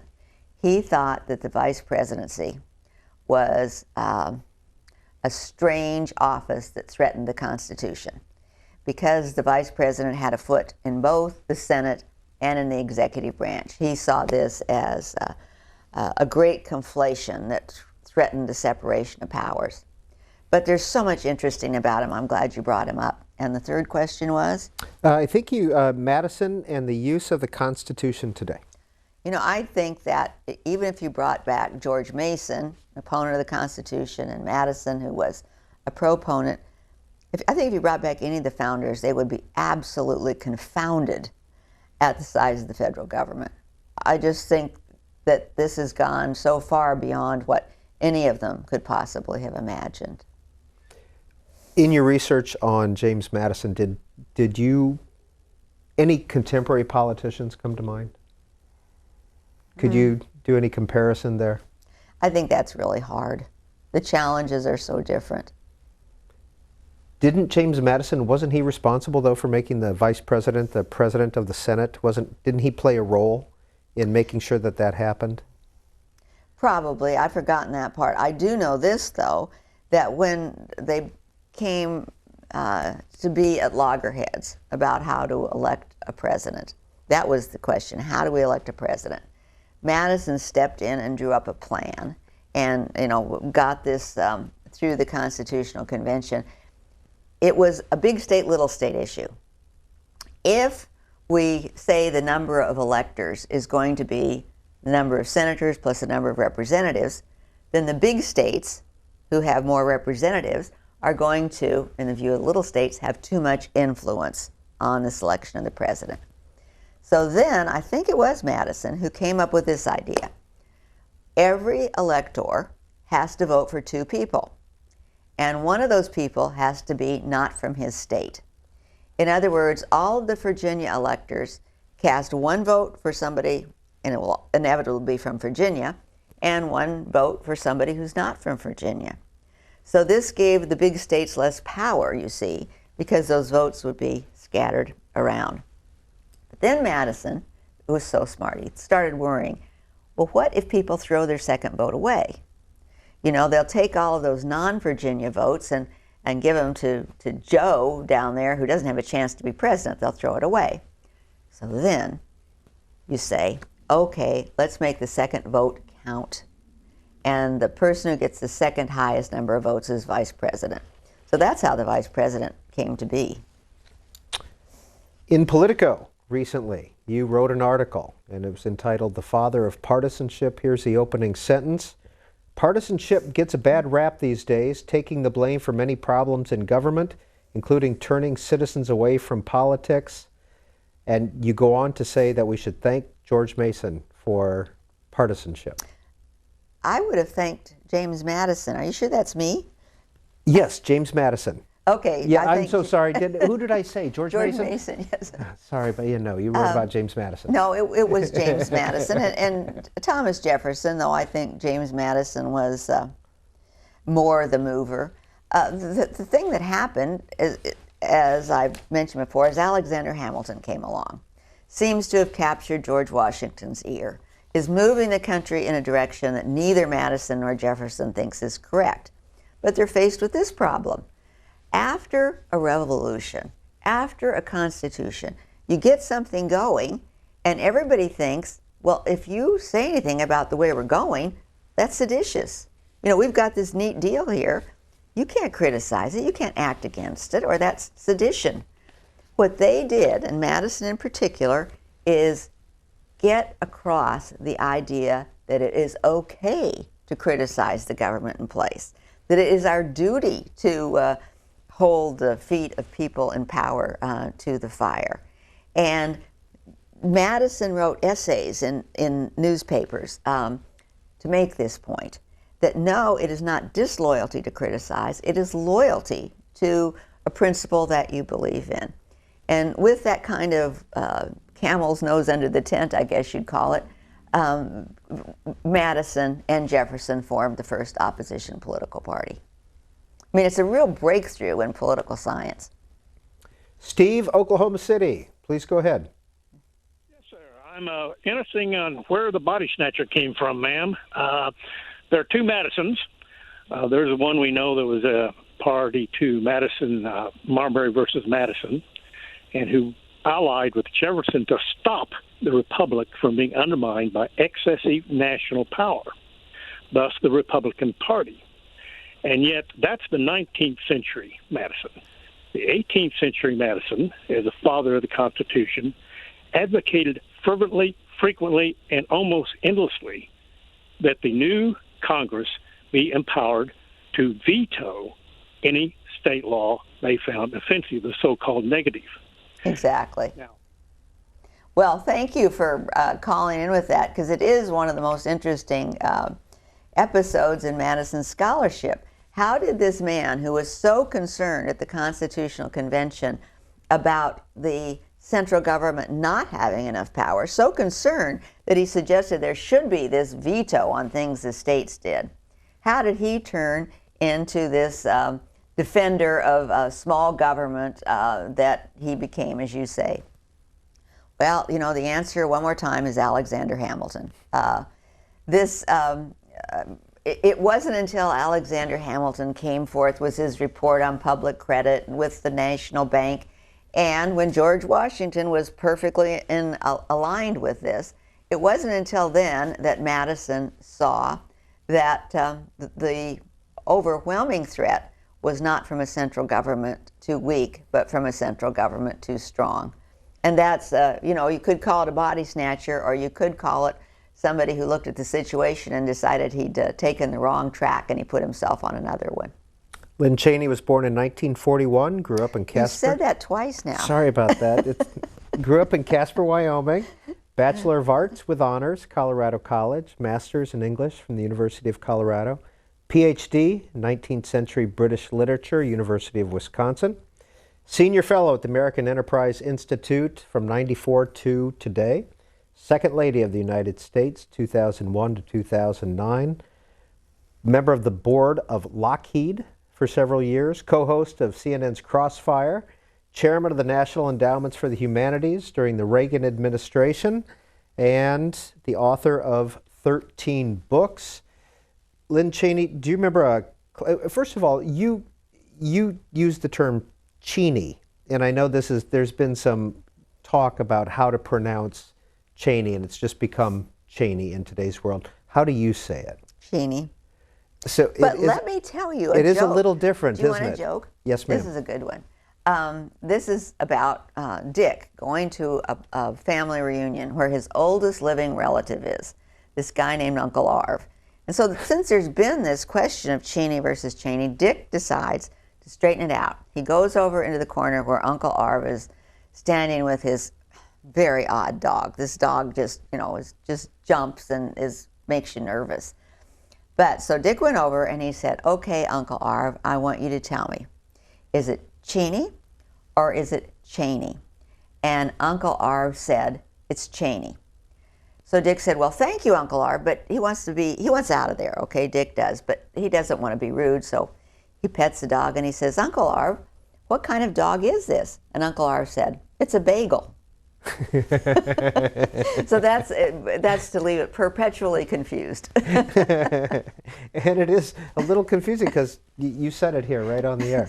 Well, do you remember a classmate named T.L. Claunch? Does that ring any bells? Mm-hmm. Well, C-SPAN traveled to Casper, Wyoming, and we talked with T.L. Claunch. T.J. Claunch, yes. Sorry about that. And about your high school years. We're going to show a little bit of that video. And as Lynne Cheney referred to earlier, we're going to show you some of the books she's reading and some of the influences in her life. And we'll be back then live to take more calls. This is a copy of our Natrona County High School annual, our senior year of 1959, when Dick and I were classmates, and along with Lynn, we were all in the same class together. I think the first one we'll look at is a picture of Dick and Lynn coming down the stairways at their our junior-senior prom. That happens to be a picture when we were all juniors. Okay, this next page is a picture of Dick when he was a junior also, right there. That's Dick, and that was the group of individuals from our class that were picked to go to the conference every summer that they have down at the Wyoming State Fairgrounds. He was picked to that. It's some of the better students, I might say, the higher grades. And Boys State is what it was actually called. And then they had Girls State also, of which Lynn, and this picture over here on the next page happens to be a picture of Lynn, and when she was getting ready to go down to Girls State too. I moved here at the starting of the 8th grade, And that's when I think Dick and Lynn were both moving in about the same time. We all met each other right the first of that school year and knew each other then for the next 5 years. You know, we'd all go to the same parties and we'd go to the same dances and everything, but they never dated until I think they were seniors, because everybody just kind of commingled with everybody else. It was not like it is today. They were very popular, of course. And Lynn was a baton twirler in front of our high school marching band, and yeah, everybody knew him though. Lynne Cheney, we are showing some of the influences in your life. We've talked about Margaret Scheidler, but another one is Gertrude Himmelfarb. Who was she? Well, Gertrude Himmelfarb is an amazing intellectual who also happens, as I have been, to be interested in the Victorian period. She's much more insightful than I think I've ever been about how what we condemn as the morality, the too prudish morality of the Victorian period with this underlay, how it was important, and what we gain when we move away and what we lose. She's been a wonderful writer on the Enlightenment in America. She was on the NEH Council, the National Endowment for the Humanities Council, when I was there. And you could just count on her to be incredibly perceptive about whatever the subject at hand was. So Gertrude B., as I call her, was married to Irving Kristol, and her son is Bill Kristol at the Weekly Standard. So it's a family that has just made the intellectual life seem so energizing and rewarding. When you were second lady, did you maintain an office at the American Enterprise Institute? Yes, but I didn't go down very much. It was just trouble, you know, to get a bunch of very nice Secret Service agents and you know, a couple of cars. And this text for you. Can Mrs. Cheney please comment on the role of think tanks in contemporary politics? Well, you know, they're different, and AEI has even been different since the time I've been there. In the beginning, I suppose there was more influence of, more attention paid to the humanities. I think it's evolved so that the issues that are front and center are those that are front and center on Capitol Hill and in the White House. It's become a much more dynamic and energized place, I think, as that evolution has occurred. And we have a great leader right now, a fellow named Arthur Brooks. This texter goes on to say, what, in her opinion, would Madison and the other founders think of these think tanks? Well, I think they would probably want to be in one. 202 is the area code. We've got a little over an hour left with our guest this month, author and scholar Lynne Cheney. 202-748-8200 for those of you in the East and Central time zones, 202-748-8201 if you live out in the Mountain and Pacific time zones. Several ways other to get a hold of us. If you can't get through on the phone lines, you can email at booktv@cspan.org. You can tweet at booktv is our Twitter handle, facebook.com/booktv. You can make a comment there. And finally, you can text in a message to 202-465-6842. Lynne Cheney is the author of 13 books. 6 or 7 of those are for children, a couple of novels, her most recent bestseller, On James Madison. And Michael is in Fort Pierce, Florida. Hi, Michael. Good afternoon. Mrs. Cheney. Yes. I first want to let you know that I have some really fond memories of Wyoming. I worked for a company in Casper back in the early 70s and had the opportunity to travel all over the Rockies. So you have a beautiful postcard. It is beautiful. But, my question has to do with the political environment today and why it is that conservatives seem to have such difficulty in communicating their message to the average individual. They do very well singing in front of the choir, but depending upon the audience, it doesn't seem to get through and be relevant. Michael, are you a conservative? No, actually, I've made a conscious effort to maintain my independence. It hasn't helped me keep out of it, but and it hasn't kept parties from contacting me for support. But I'm a registered independent. So, in your view, what would be a good message for conservatives to communicate? Well, the benefits of a conservative sort of government in a place like East St. Louis. Take the message to where it's really needed. The message doesn't,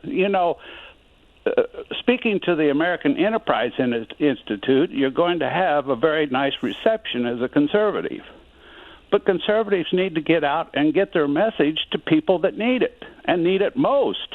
Thank you, sir. Lynne Cheney. You know, who I have heard recently talking about this in a very informed way is Lance Priebus, who is now the chairman of the Republican Party. I heard him go on at some length about the necessity for outreach. You know, you don't make phone calls into the Hispanic community trying to get votes. You go into the Hispanic community. You stay there. You indicate the fellow feelings that you have with people who are working hard and making their way up. Arthur Brooks has also spoken about this very well in his recent book, A Conservative Heart. The idea being that, when you're a conservative, you find yourself saying no a lot. You say, no, we don't want to increase taxes. No, we don't want Obamacare. And what you have to do is explain why no is often really yes.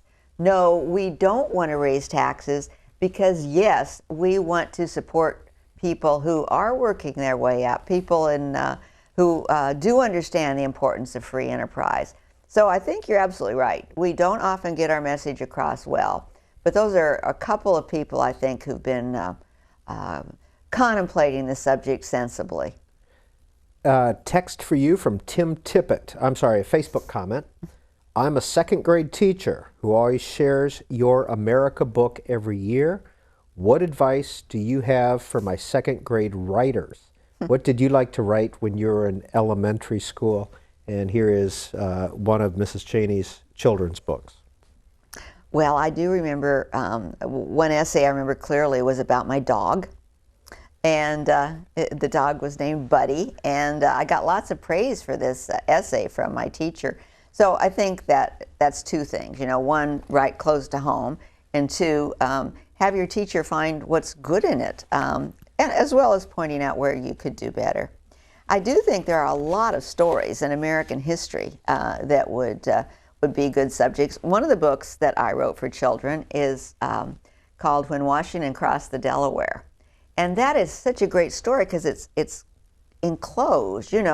Washington, after this long retreat, decides to go on the offense, does this heroic thing, crossing the Delaware, capturing 1,000 Hessians. These are the people the British soldiers hired, taking them back, and then he goes back and attacks again. He goes to Princeton.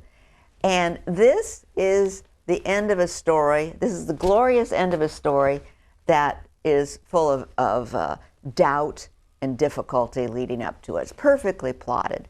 So I think there are stories like that of course you have to tell to children first. But then maybe you can ask them what was heroic about what Washington did. Here's the inside of America, the children's book. M is for Madison, of course, I guess we could say. But what's the difference between writing for children and writing? I mean, how did you change your style? What do you do? Well, you just can't write very long sentences. And you have to be, thoughtful about your vocabulary. And I have to tell you that is wonderful discipline. But then when you move from that to writing a book for adults, there's also this great feeling of freedom, because it doesn't matter if I have a sentence that's, 3 or 4 lines long. An adult will understand that, whereas a child couldn't. I've compared this to writing haiku. You have to condense so much in such a little space. You have to make it accurate, and I think that's really important for children's history, and has to be understandable and still enjoyable. Now, I was so lucky with this book and a couple of the others to have a wonderful illustrator, Robin Price Glasser, who just brings such joy to the process. And here is her picture. And she's also a dancer, I think I read. Yes, she is. And she's now written a series called Fancy Nancy that is so wildly popular. I don't know if I'll ever get Robin to illustrate another book for me. Anne is calling in from Santee, California. Hi, Anne. Oh, hi. You know, Mrs. Cheney, I just wanted to say I'm such a great admirer of the meticulous research you put into all your books. And I think it would be fascinating if you could write a continuation to Blue Skies, No Fences that maybe detailed your experience getting your PhD and your years devoted to motherhood, and also behind the scenes as a political life. Is that something you would consider? Yes, but I think I want to be a lot older first. Why? Well, because, you know, you can be franker as you get older. And, you know, I don't want to tell tales right now. Maybe when I'm 90. But thank you for that suggestion. There are a lot of things I could say. I just would need to be tactful. Have you kept a diary? No. I wish I had, you know, in a sense, but I think as a public figure or as someone who's, you know, close to someone who's a high public figure, it would be a mistake. You could get subpoenaed. That's the point. When are we losing information with email, with some of the ways that we communicate today? No you question. were able to go to James Madison's papers, No etc. question. I mean, Washington's papers are the ones that just knock me over. Of course, he had a lot of people helping him write. Hamilton helped him write. Joseph Reed helped him write. There were many people. But, you know every day what Washington was doing during the Revolution. Every day. I'm sure that there are exceptions to that, but mostly not. What a treasure. And I don't think we'll know that about President Obama or President Bush or, you know, anyone who's lived in the 21st, maybe far back into the 20th century. In your husband's book, In My Time, he writes about driving cross country after serving as Secretary of Defense and delivering his papers, essentially. I think he delivered quite a bit of material to the University of Wyoming in a U-Haul. Did you accompany him on that trip? No. Do I look crazy? I mean, Dick likes to drive. He just finds it, you know, relaxing. And I think he loves the way this country looks and all of its, you know, various aspects. He loves going across Nebraska, you know, which is just can take you forever. And parts of Wyoming are like that too, but he just loves it. So he wanted to take the drive. I think we also needed to get the car out there. And then there were the papers. But you did not participate in the driving? I flew. All right. Are all the Cheney papers going to the University of Wyoming? Well, you know, we're still working that out. It would be nice, I think, to have them all in one place. Next call for Mrs. Cheney comes from Louise in Bozeman, Montana. Louise, you're on Book TV. Well, hello, Mrs. Cheney. It's quite an honor to speak to you. Well, I'm going to thank be I'm going to be a celebrity at our dinner party tonight. Everyone's going to be so jealous that I talked to one of the Cheney members. We love Lynn. We love your daughter. We love your son. I mean, your husband, and now you. I'm just becoming quite an admirer as I listen to you speak. And the reason I called is I didn't know you had written so many children's books. And my sister and I are on a mission to give our grandchildren better history lessons than they're learning in school. So my question's simple. What are the age groups for first being able to read it to them, and then secondly for them to be able to read it to themselves? Well, I've had my own experiences reading it to 4-year-old grandchildren, and by the time they're 6, I would think. Now the print is kind of small because I tried to get so much into each book. But the illustrations, and that's a wonderful reason to read it with them, is because you can talk about the illustrations. I was mentioning a minute ago the book I wrote about Washington crossing the Delaware. There's another one that's called We the People, about the Constitution. the pictures are so wonderful. Here's Madison, here's Benjamin Franklin. So while they could read these books themselves, I think by the time they're 6, 7, I also think the experience of reading them to a young person, a grandchild is who I think of right away, is very, very rich and enriching for both parties involved. Dear Mrs. Cheney, what is your next children's book and your next nonfiction memoir going to be? We've talked about it a little bit. Let's bring it back in the conversation. This is from Tom in Tampa. I don't know when I'm going to write that other children's book, but I sure would like to. These books are so gratifying, because you go to a book signing, it's all these little kids, and it's moms and dads who want them to know about history. So I look forward to doing that. I've got a couple of titles in mind, but I don't want to give them away right now. I am, however, very interested in the first 4 Virginia presidents as a book for adults. There's so many great personal stories. There's not only great accomplishment, amazing accomplishment, but there are just so many great stories that I'd like to tell those. We interviewed David McCullough yesterday at the National Book Festival, and a caller asked him, where did he get his voice, his writing? And he said, I put it on the shelf for 2 weeks, and then I go back to it, and I see if it stands up and if it bores me. I've also heard that David McCullough reads his books aloud to his wife, Rosalie. And I think that's a great idea.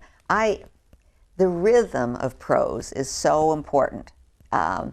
Jefferson once, there's a copy of the Declaration of Independence that has these funny marks on it. I'm convinced he was scanning it, as you scan poetry to see how the rhythm worked. That's one way to do it. Another way to do it is read it out loud, and you hear if it's working. Mrs. Cheney, you got a PhD looking at a 19th century poet. Do you write poetry? No, but I wish I were able to. I love poetry. I have a little book of Gerard Manley Hopkins not far away. Keats, Yeats, whom I wrote my master's degree on. I'm not sure I read that much contemporary poetry, though in Dick and Liz's new book, Exceptional, there's a long poem by Edna St. Vincent Millay that makes me want to go back and read more of her. Have you attempted to write poetry? Nope. It's not my thing. Mike is calling in from Oak Park, Illinois. Mike, please go ahead with your question or comment. Yes, thank you, Ms. Cheney. Hi. I just wanted to ask, do you think that Barack Obama should be impeached? Well, no. No. I think he's been a disastrous president in many ways, but I don't see high crimes and misdemeanors. I just see taking the country in the wrong direction. Jill is in Woodburn, Oregon. Jill?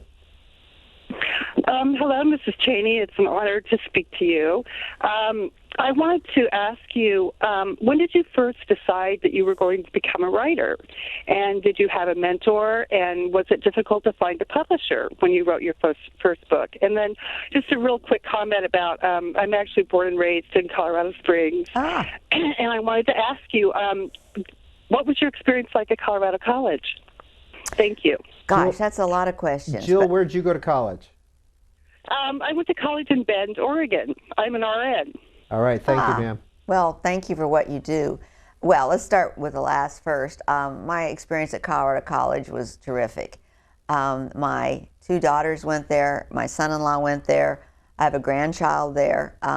Peter and I were talking about small liberal arts colleges, and it's just my cup of tea, where you can get to know the professors. And now at Colorado College, I have the thing called the block plan, where you study one class 3 weeks in total depth and nothing else, and that works very well. So for me, that was terrific. I honestly, and this doesn't sound like a very inspiring answer, but as I said before, I became a writer when I couldn't get a job teaching, and you don't know how these great disappointments in life are going to turn around and be a great blessing. But for me, that was certainly the case. Getting published, I think, is harder now than it's ever been, partly because the publishing industry isn't quite as robust as it once was. but there's a lot of self-publishing going on, which I find very interesting. And people find ways to set up websites and promote their own books and sell their own books. So in a way, while the publishing industry itself is not as robust as it once was, there are these other entry points that I think are very promising. Your James Madison book was reviewed far and wide, liberal, conservative. It got pretty high marks right across the board. Do you care about the reviews? Oh, yeah. I mean, I wish I didn't, but but sure I do.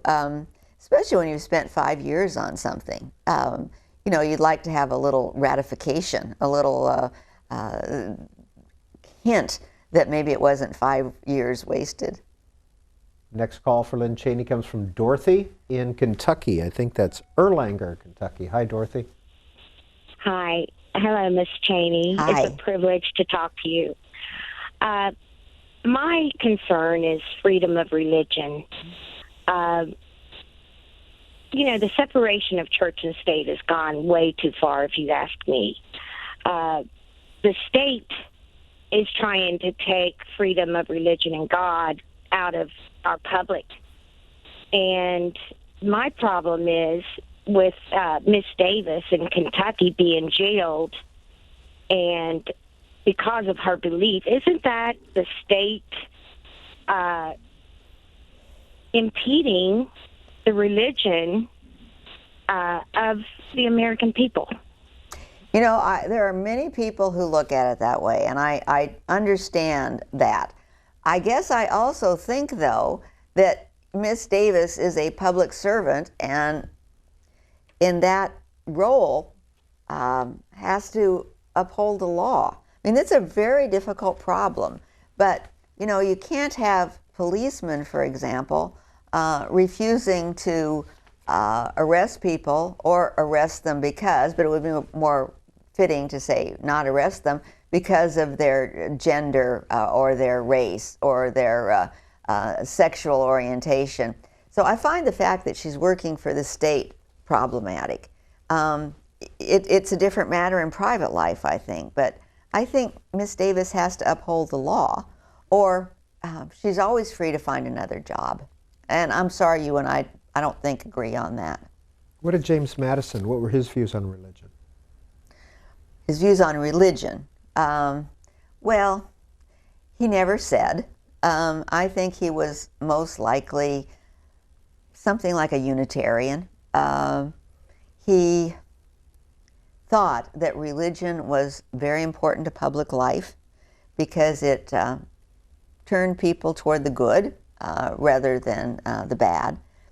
But his most underlying and important belief is that each of us ought to be free to worship as we wish. Now, I'm not sure that this case is the same as that. We're all free to worship as we wish, but if we're in the employ of the state, don't we have to enforce the law of the state? This is all very complicated.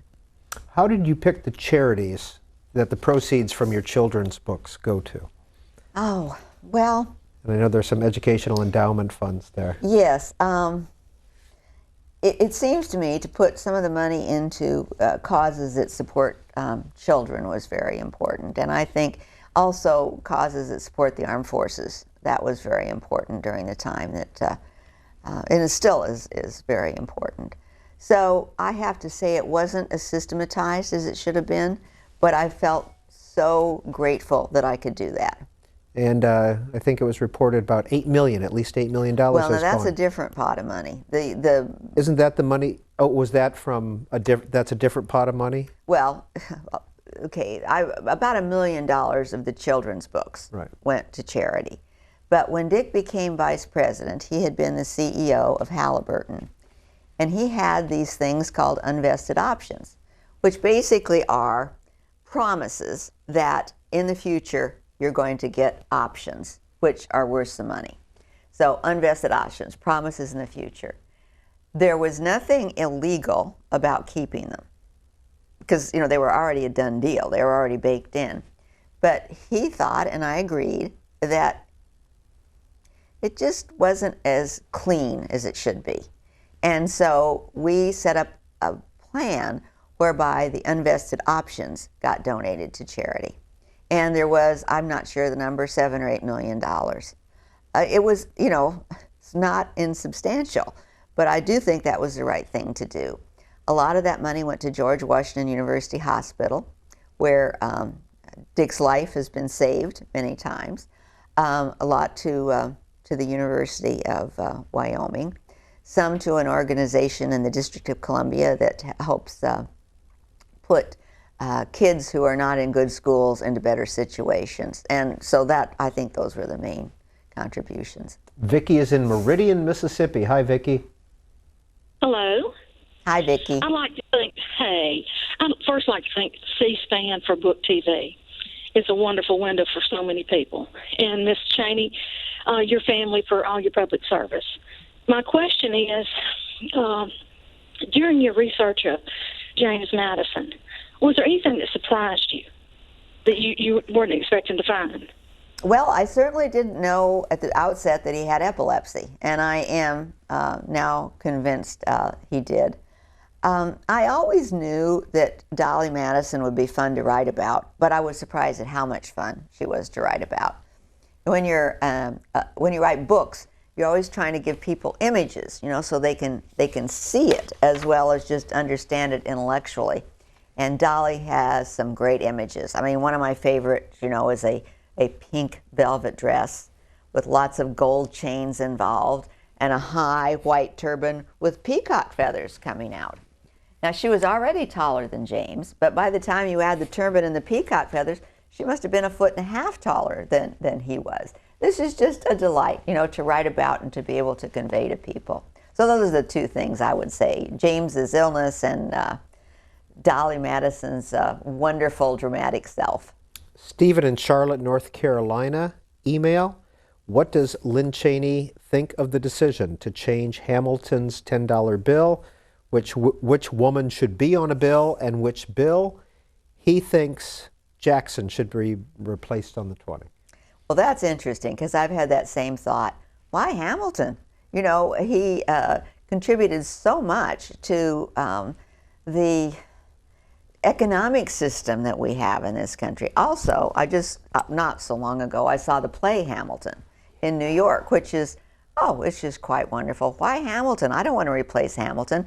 Now, like the person who emailed, I'm not that great a fan of Jackson, but I'm also not sure what we're doing here. I'm not sure what we're doing about, changing the name of the mountain range from Mount McKinley to Denali. People were already using both names. Why do we have to break these connections with the past? We are more moral in some ways than our predecessors were in Virginia in those days, but they had many things to contribute that we don't have. So I'm just not a fan of this. Kate is in Austin, Texas. Kate, you're on with author and scholar Lynne Cheney. Please go ahead. Hi, good afternoon, and thank you for this wonderful show.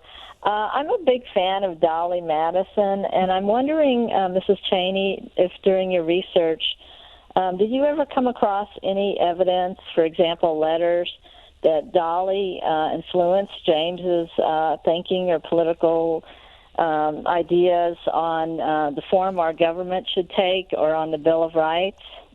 No, I mean, she wasn't Abigail, who was quite clear in her letter to John that you shouldn't forget the women as you form the new nation. Now, they did pretty much forget the women as they formed it anyway, but Abigail was out there, pushing her point of view. Dolly's influence was maybe as great, but more subtle. One of my favorite Dolly stories is, you know the story a little bit, how she's in the White House and the British are coming during the War of 1812, and so she saves the George Washington portrait. But if you look at the letter that Dolly wrote, it went over 3 days. And it just seems such an unlikely thing that you're writing a letter over 3 days while you're running away from the White House and getting someone to cut George Washington out of the frame of the painting.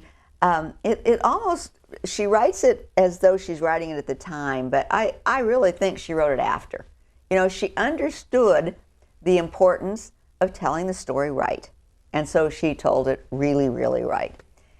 it was a different kind of influence. It wasn't a political one, I think. Although he had long regarded an army, in particular, as dangerous in a republic, he now realized that military strength was essential to the nation's security. From James Madison. Well, you know, during the Revolution, when the Revolution got started, it was widely believed that an army was a monster. You know, you maybe needed to gather a few militia together, or maybe even a lot of them, to fight this war, but you didn't want an army because they could turn on a free people and make a tyranny of what had been an independent land. So it took a long time during the Revolution for Congress to even come around to the idea that, you know, maybe we ought to enlist them for 3 years. At first it was like 6 months and a year. So, you know, let's enlist people for 3 years. And the whole notion that a standing army was evil lasted in American consciousness for quite a while. Madison, faced with the War of 1812, certainly saw the need for a standing army. He had never wanted us to build ships. Thank goodness for John Adams, who managed to, I think it was 6 frigates that he managed to get authorized. There's a wonderful book called 6 Frigates about these ships by Ian Toll. Ian Toll is the author. You know, those ships, the Constitution defeating the Guerriere, these ships kept American hope alive when the War of 1812 wasn't going well. We haven't talked about John Adams and James Madison's relationship, if any. Not much. Not much. Why? How did they miss each other? Well, you know, Adams was the interloper. He was the second president, and otherwise the Virginians would be in charge. What relationship there was pretty hostile, because Adams signed the Alien and Sedition Acts. And Madison, who was a great champion of freedom of expression, suddenly found himself in a country where, you know, the president said, you know, you start talking ill against this country, you start talking ill against the alliances we have, well, we'll put you in jail, like we did that newspaper publisher and this newspaper publisher. So that was a great shock to both Madison and Jefferson when that happened. When you look at James Madison, you look at the executive branch today, the powers, what kind of powers would James Madison have as compared to today? Very small. I mean, today it's grown so amazingly. I mean, you know, executive orders or executive agreements, I think Jefferson is even on record as having said, you know, when we've got some business to do, we can't always have a full treaty and the full vote and all that's involved. So that started very early. But I cannot imagine that something like the agreement with Iran wouldn't have been properly regarded as a treaty. Larry is in Las Vegas. Larry, we've got about 30 minutes left with our guest, Lynne Cheney. Good morning, Mrs. Cheney. It's a pleasure to ask you a question. Number one, how do you think the people that framed the Constitution and our laws feel about when they were in their later life? And also, what do you think they would think about POTUS, the Supreme Court, and the Congress today? I didn't quite get the first part of the question. Yeah, I'm not sure, Larry. What could you repeat? Or simplify? In their later life, the framers of the Constitution and everything, how do you think they felt in their later life? Did they feel they had achieved success? Yes, I think so. And you know, there's this whole tradition. It was around the country, but especially in Virginia. You know, the ideal outcome of life was fame, and that didn't mean being famous. It meant being honored by posterity. It was regarded as a kind of immortality. And if you had done something grand, and the grandest thing you could do would be to be a founder of the nation, then you would be remembered by posterity. So I think they all understood at the end of their lives that they had achieved that. It's an interesting question to think, you know, what if I could have James Madison for my house guest, you know, and drive him around downtown D.C. I think it would just be shock, just complete shock, at the size this whole thing has achieved. Now, it had to be a lot bigger. The country's a lot bigger. But I still think they'd, have to be taken to a bar and have a good stiff drink, after having seen the gargantuan that we've created. The president was modest when he spoke to Congress for the last time in December. He spoke of his pride that the American people have reached in safety and success their 40th year as an independent nation, and that for nearly an entire generation they have had experience of their present Constitution. He did not mention his role in creating the Constitution, instead attributing it to the citizens of the United States. That's really nice, isn't it? And that's from your book, James Madison, Yes. A Life Reconsidered. And I think they also understood that they had created something so unique. It hadn't been seen under the sun. A great republic. And they had seen, because they had been through the French Revolution, they had seen how this can go awry. Revolutions don't always end well. Revolutions don't always end up in republics. So I think, yes, modesty was considered a great virtue. That was one of the things that Madison learned from reading The Spectator. Modesty was really important. But inside, I think they just must have burst with pride and happiness at what they had created. Once you finish your manuscript, how many pages did you have? What happens to it? When do you see it again? How often do you work with an editor? Well, you get several chances. The editor will read it first and send it back. And then, you rework, if you think you need to, parts that he or she has pointed to, if you think you need to. I mean, it's usually, it's a back and forth. And then it goes in again, you might get it back again, and pretty soon you get it back in a way that is in print, but you can still make some changes. And then you get it back again in a way that it's more firmly locked in print, and if you make changes, it better not change the lines. You still want, I don't know what it is, 23 lines on the page, and so if you're going to make an addition or subtraction, it better fit, because otherwise it's going to cost a lot of money, and the index will have to be changed. The index drives a lot at the end, because you see they prepare the index, and it says that this is on page 323, and if you do a lot of changing, it won't be. So, it goes back and forth quite a lot. It took nearly a year, I think. Now, this isn't the case with all books. From the time I finished the manuscript till the book was published. Did you turn in more than 400 pages of manuscript? Is that only how long the book is? I think it's about 400 is what I want to say. Well, am I wrong about that? I'm looking at the soft copy here. The book is, it's about 435, 450. Okay, that's, I'm sure that that's not very far off what I turned in. I do a lot of rewriting, but not at that point. Diane, Mission Viejo, California. Hi, Diane. Hi, Mrs. Cheney. It's such a pleasure to talk to you. My pleasure. This is a funny story, but my maiden name is Cheney, but it's C-H-A anyway. So no question about how to say that one. No. But I just wanted to ask you, I'm so looking forward also to reading your husband and Liz's book, but I also wanted to ask you, I have a 4-year-old granddaughter, and which book of yours for children would be more appropriate for her age level? Oh, well, I'm not sure it's age level, but whenever I'm going to give a first children's book to a girl, I give A is for Abigail. The subtitle is something like A is for Abigail and Other Amazing American Women. And it's just a perfect gift for a little girl. What's her name? Diane, you still with us? Yes. What's her name? Her name is Bella. Well, then what you do is you buy A is for Abigail, and inside the page you put, and B is for Bella. And she will love it her whole life. Yeah, because she can spell her name real well. So. Well, that's nice. That's nice. Well, thank you so much. Thank it's you. It's a joy to have this program. Thank you. That's Diane in Mission Viejo, and up next is David in Cape Coral, Florida. Wow. Cape Coral, Florida. Hi, David. Sorry about that.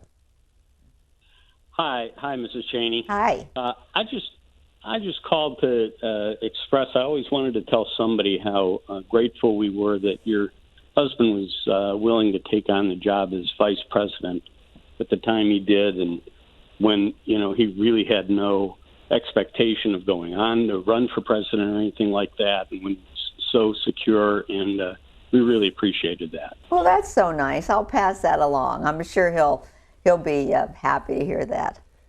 He is out on. David, did you want to add something else?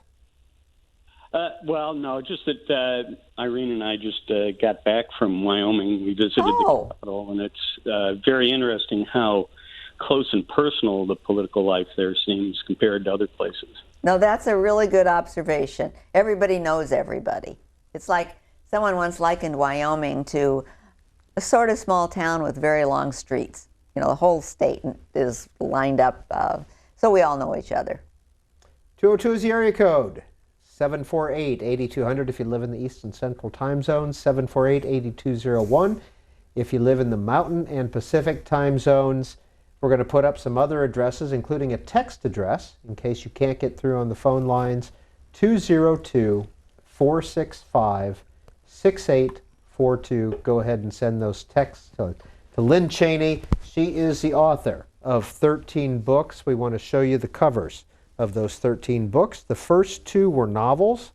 Executive Privilege came out in 1979. Mrs. Cheney, when you sat down and you saw a copy of that, you kind of laughed because you had forgotten about that book.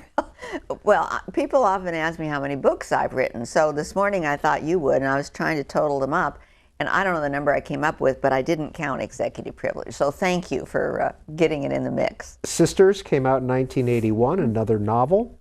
Tyrannical Machines, Report on Educational Practices, 1990.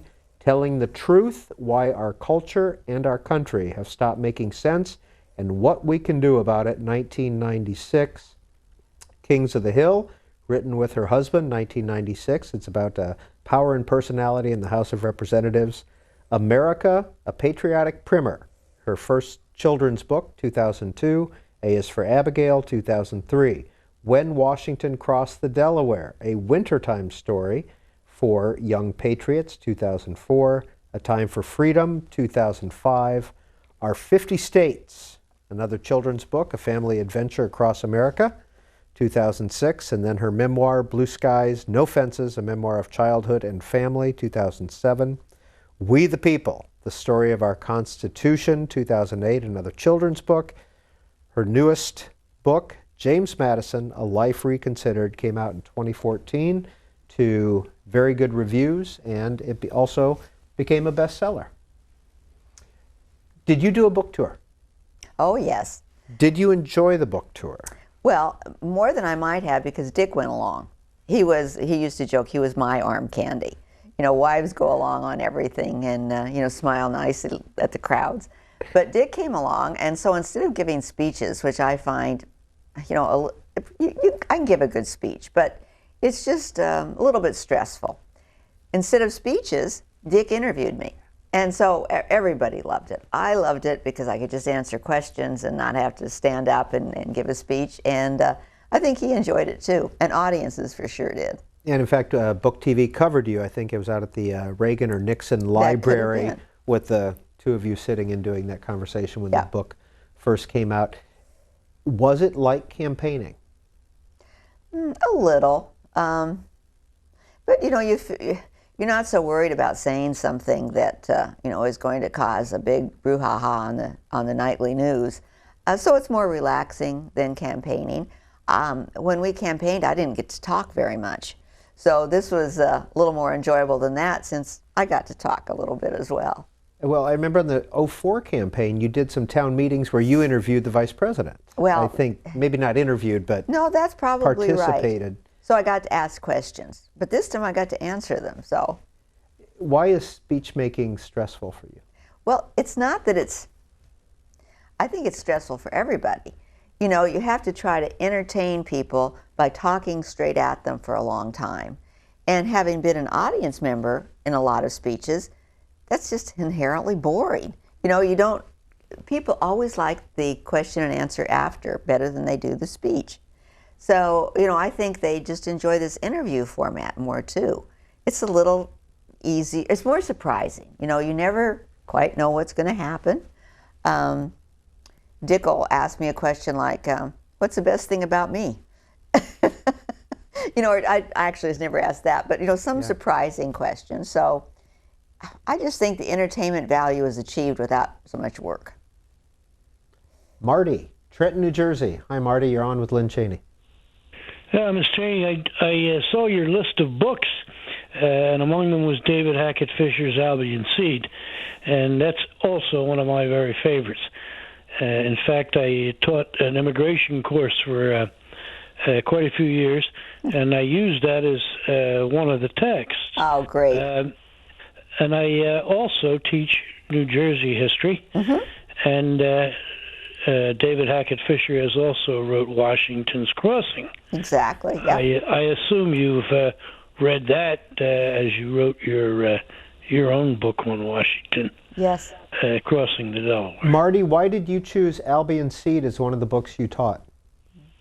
Well, because it's a good introductory book to the whole problem of immigration. I mean, he poses a scenario where four groups of people, the Puritans, the Quakers, the Virginians, and the Irish, Scotch-Irish, formed the basis for the mores of America. Yeah. But his accounts of those communities are absolutely priceless. He really is quite a good historian and a very good writer.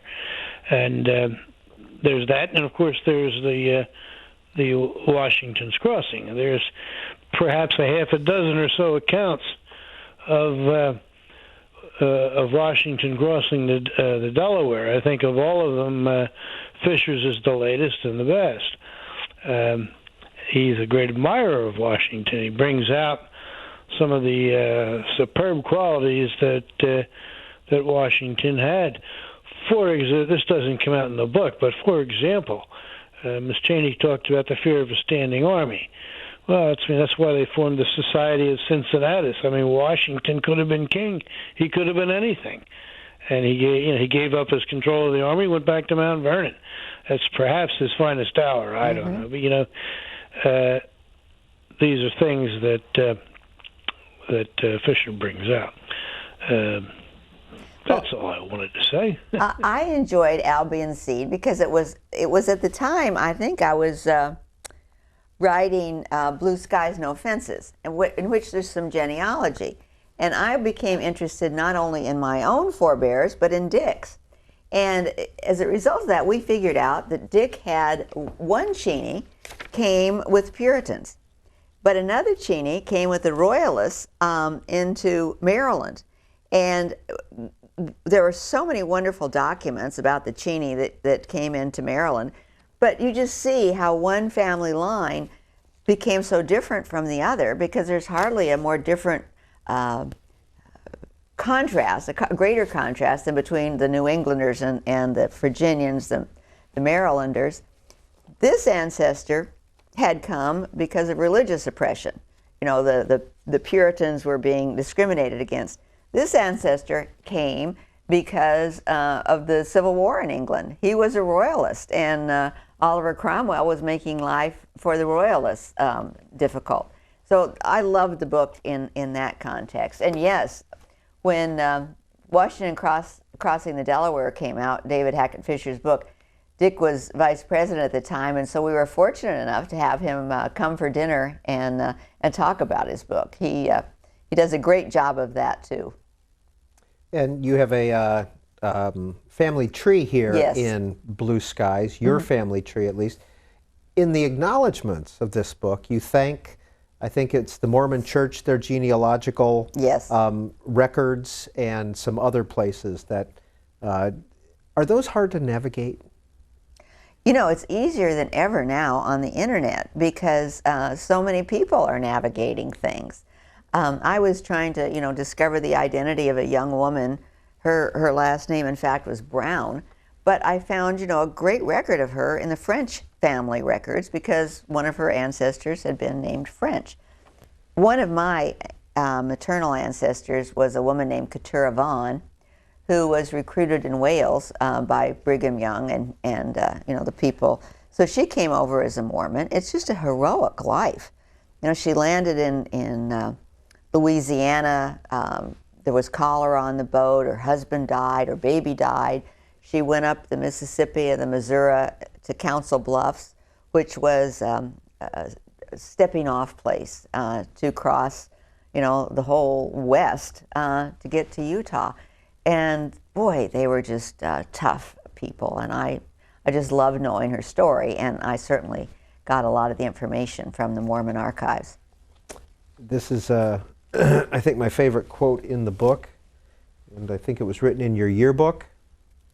Lynn, you have a wonderful personality. You're very pretty and you're awfully intelligent. Most girls are either pretty and dumb or smart and plain. You have a rare combination of both. Poor Dick. Dick Cheney wrote that, of course, but he's evolved. And here's a picture of Lynn and Dick Cheney at their high school graduation.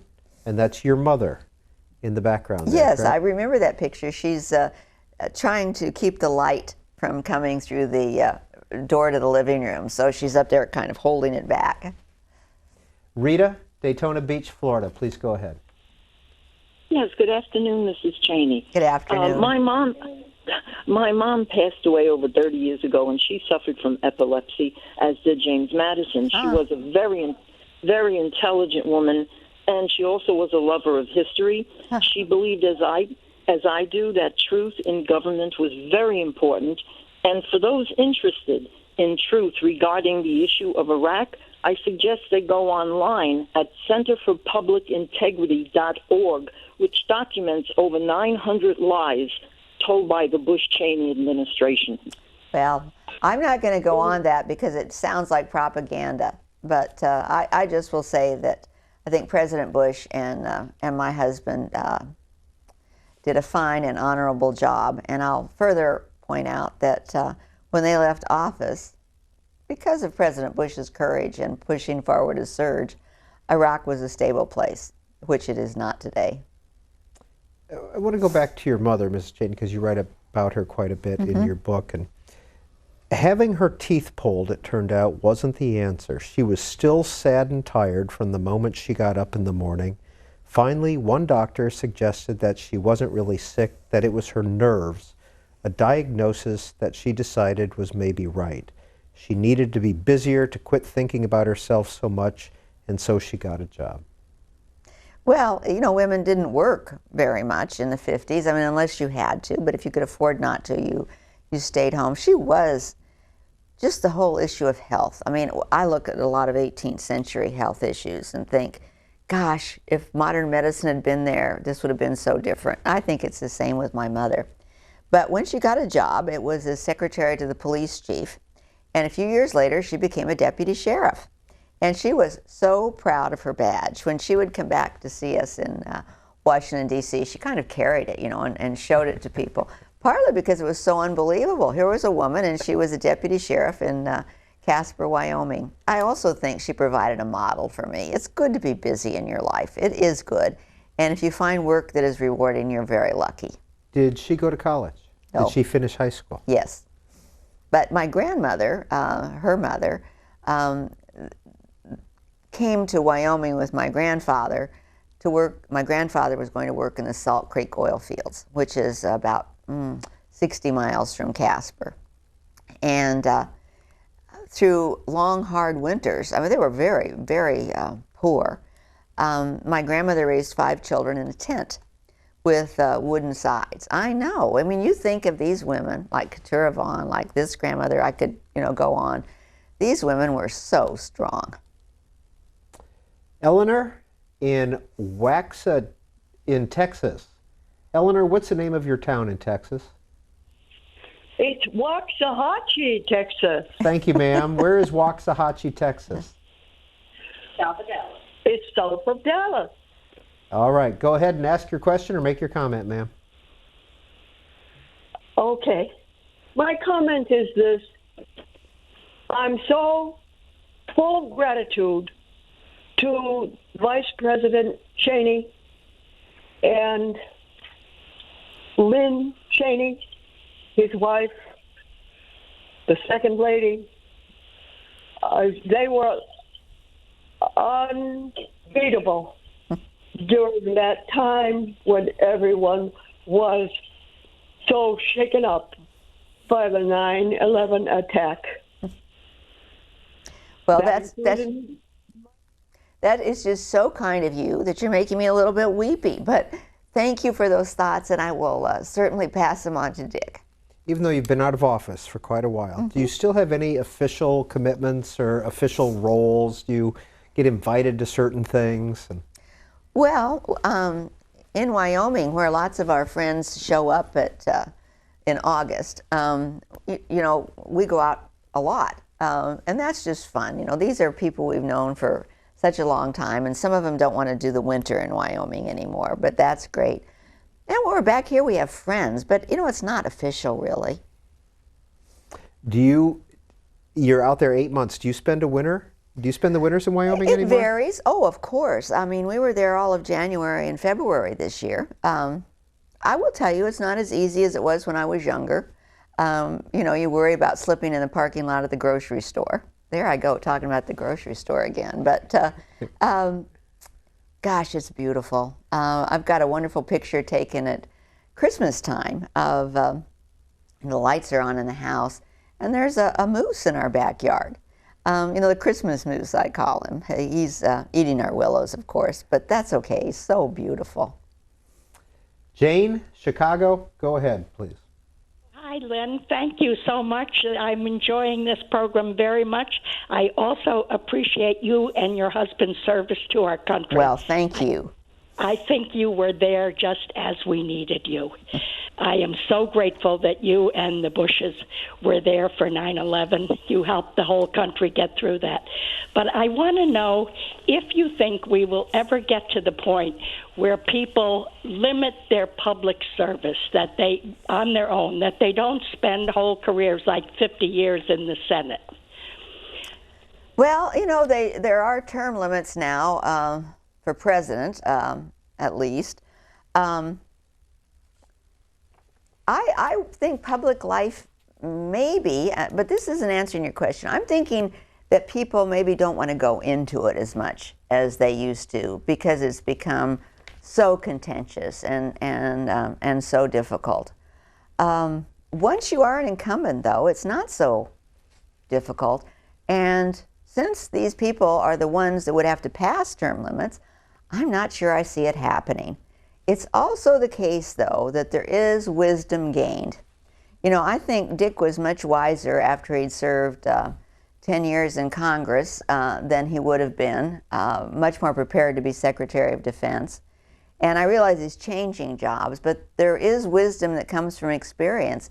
And I'm positive that time as Secretary of Defense was crucial to his being able to deal wisely with the job as Vice President. So there is this other side to it, but I know what you mean. There are definitely some people who have overstayed their usefulness. Time for a few more calls with our guests. Jim is in Jackson, Ohio. Jim, hi. Hello. Hi, Jim. Yes, in traveling from the state of Ohio to visit my family out in Washington State, we've crisscrossed Wyoming many times. Really enjoyed it. Good. I have a question about the book you wrote called Telling the Truth. Mm-hmm. And I was just wondering if you might add comments on why you wrote it, and does it still have relevance today? And perhaps to put it in context in today's world. I think it does certainly have relevance. It came out of my experience dealing with people in the humanities who'd moved in a direction that I thought wasn't helpful. The whole direction saying, there's no truth, there's no right, there's no wrong.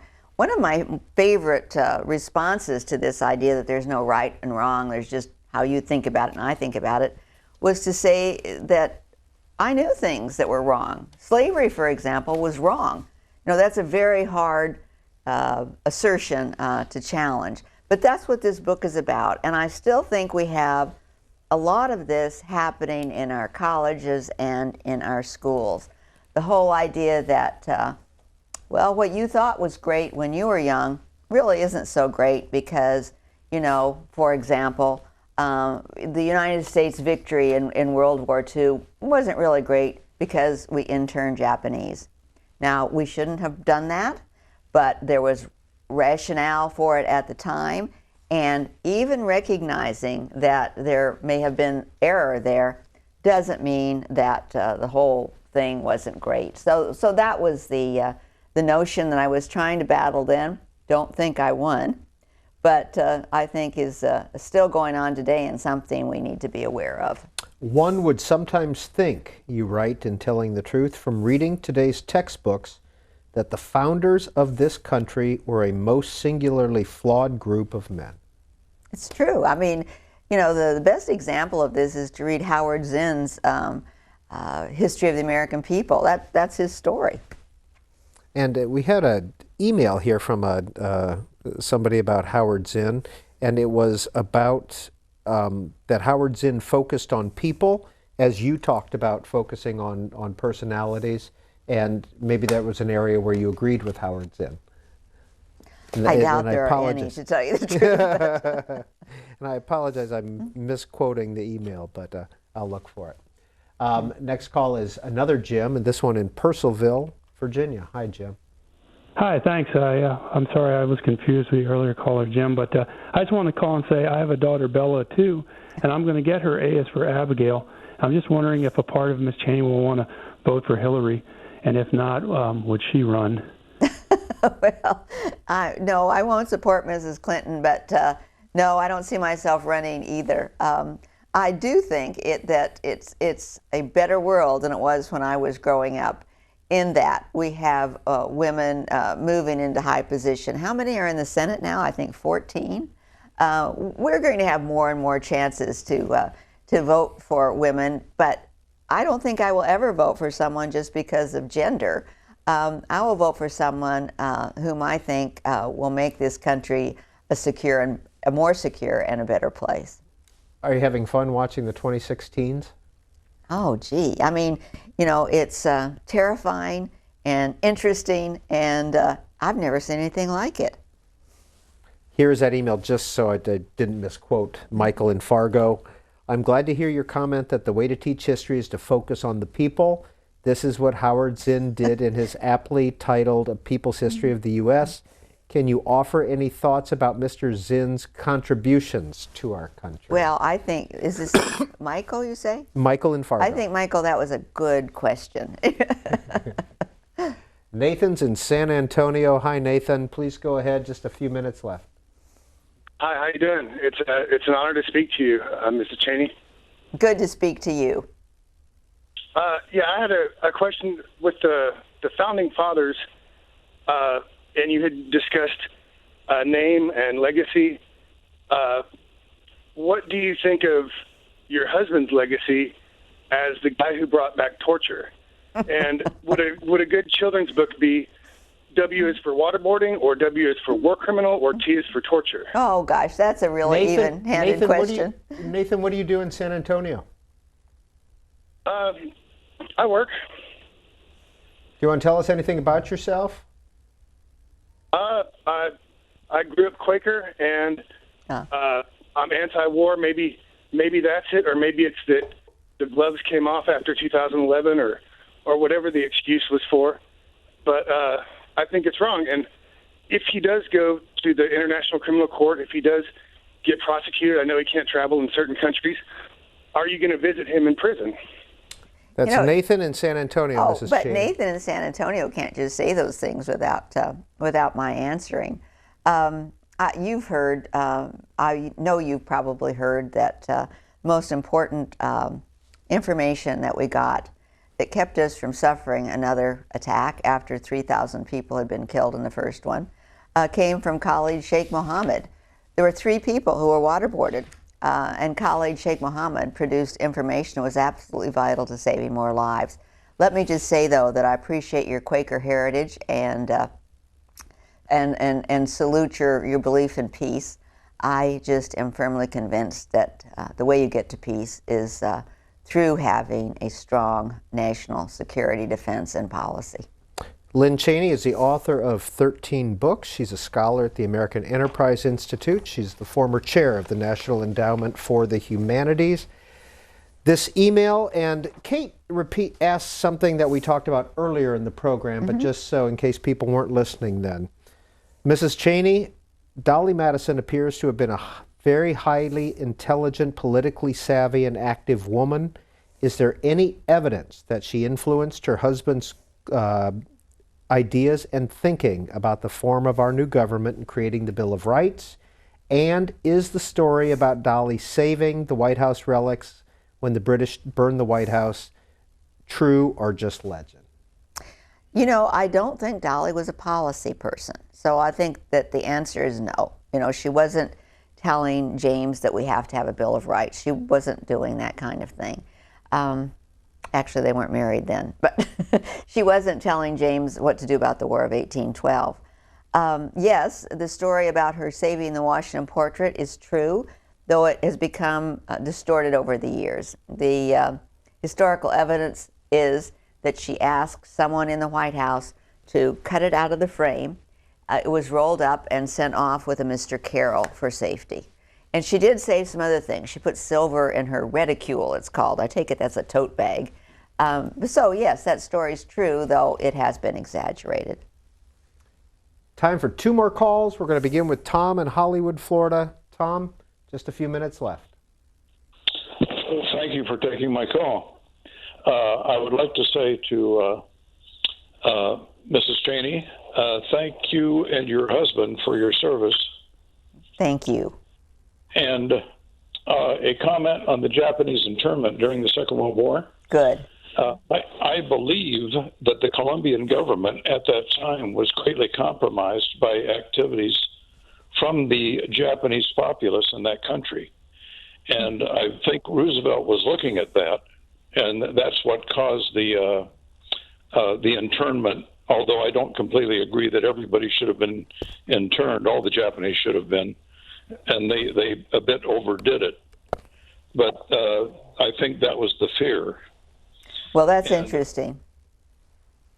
And I would like to pass on to your husband to thanks for standing up and speaking out about the administration as it's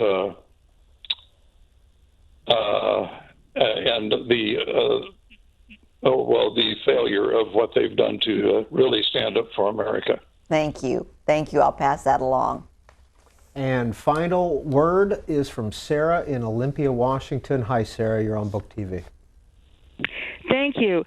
Mrs. Cheney, I've got to read all 13 of your books. I'm a reader. Good. I unfortunately had my my career cut off very early. I wanted to be a teacher. I didn't have the chance to do what I wanted to there.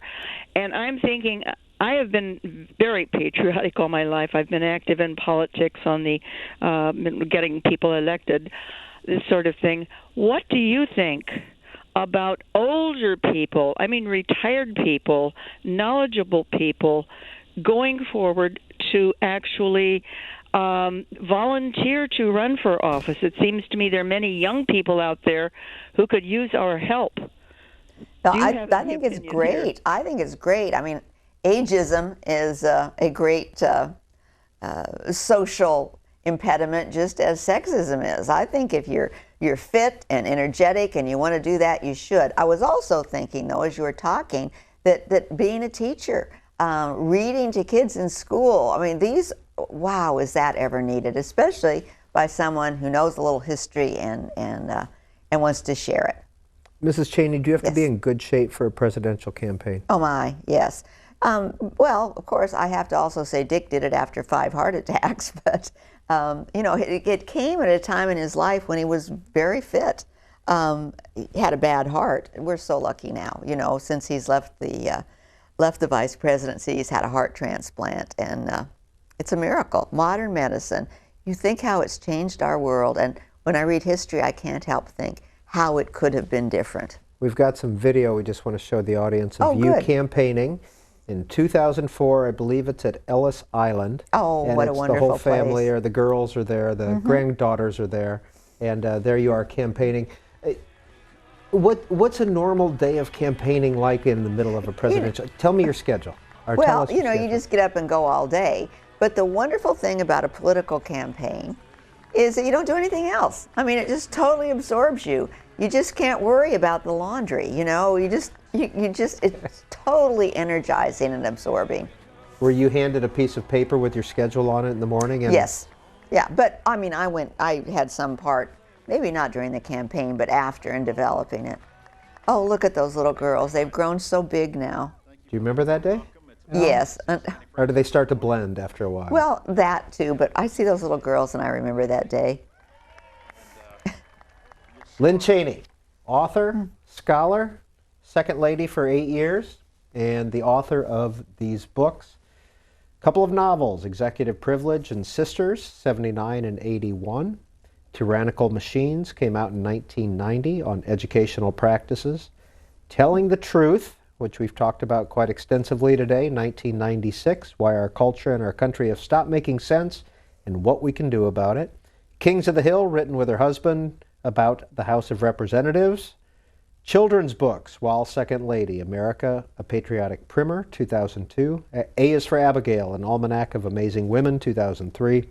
When Washington Crossed the Delaware, A Wintertime Story for Young Patriots. A Time for Freedom, 2005. Our 50 States, another children's book in 26. And Blue Skies, No Fences, her memoir, 2007. We the People, her last children's book, was in 2008. And then James Madison, a bestseller, A Life Reconsidered, came out in 2014. Lynne Cheney, for the last 3 hours, has been our guest on Book TV's In Depth. Went fast.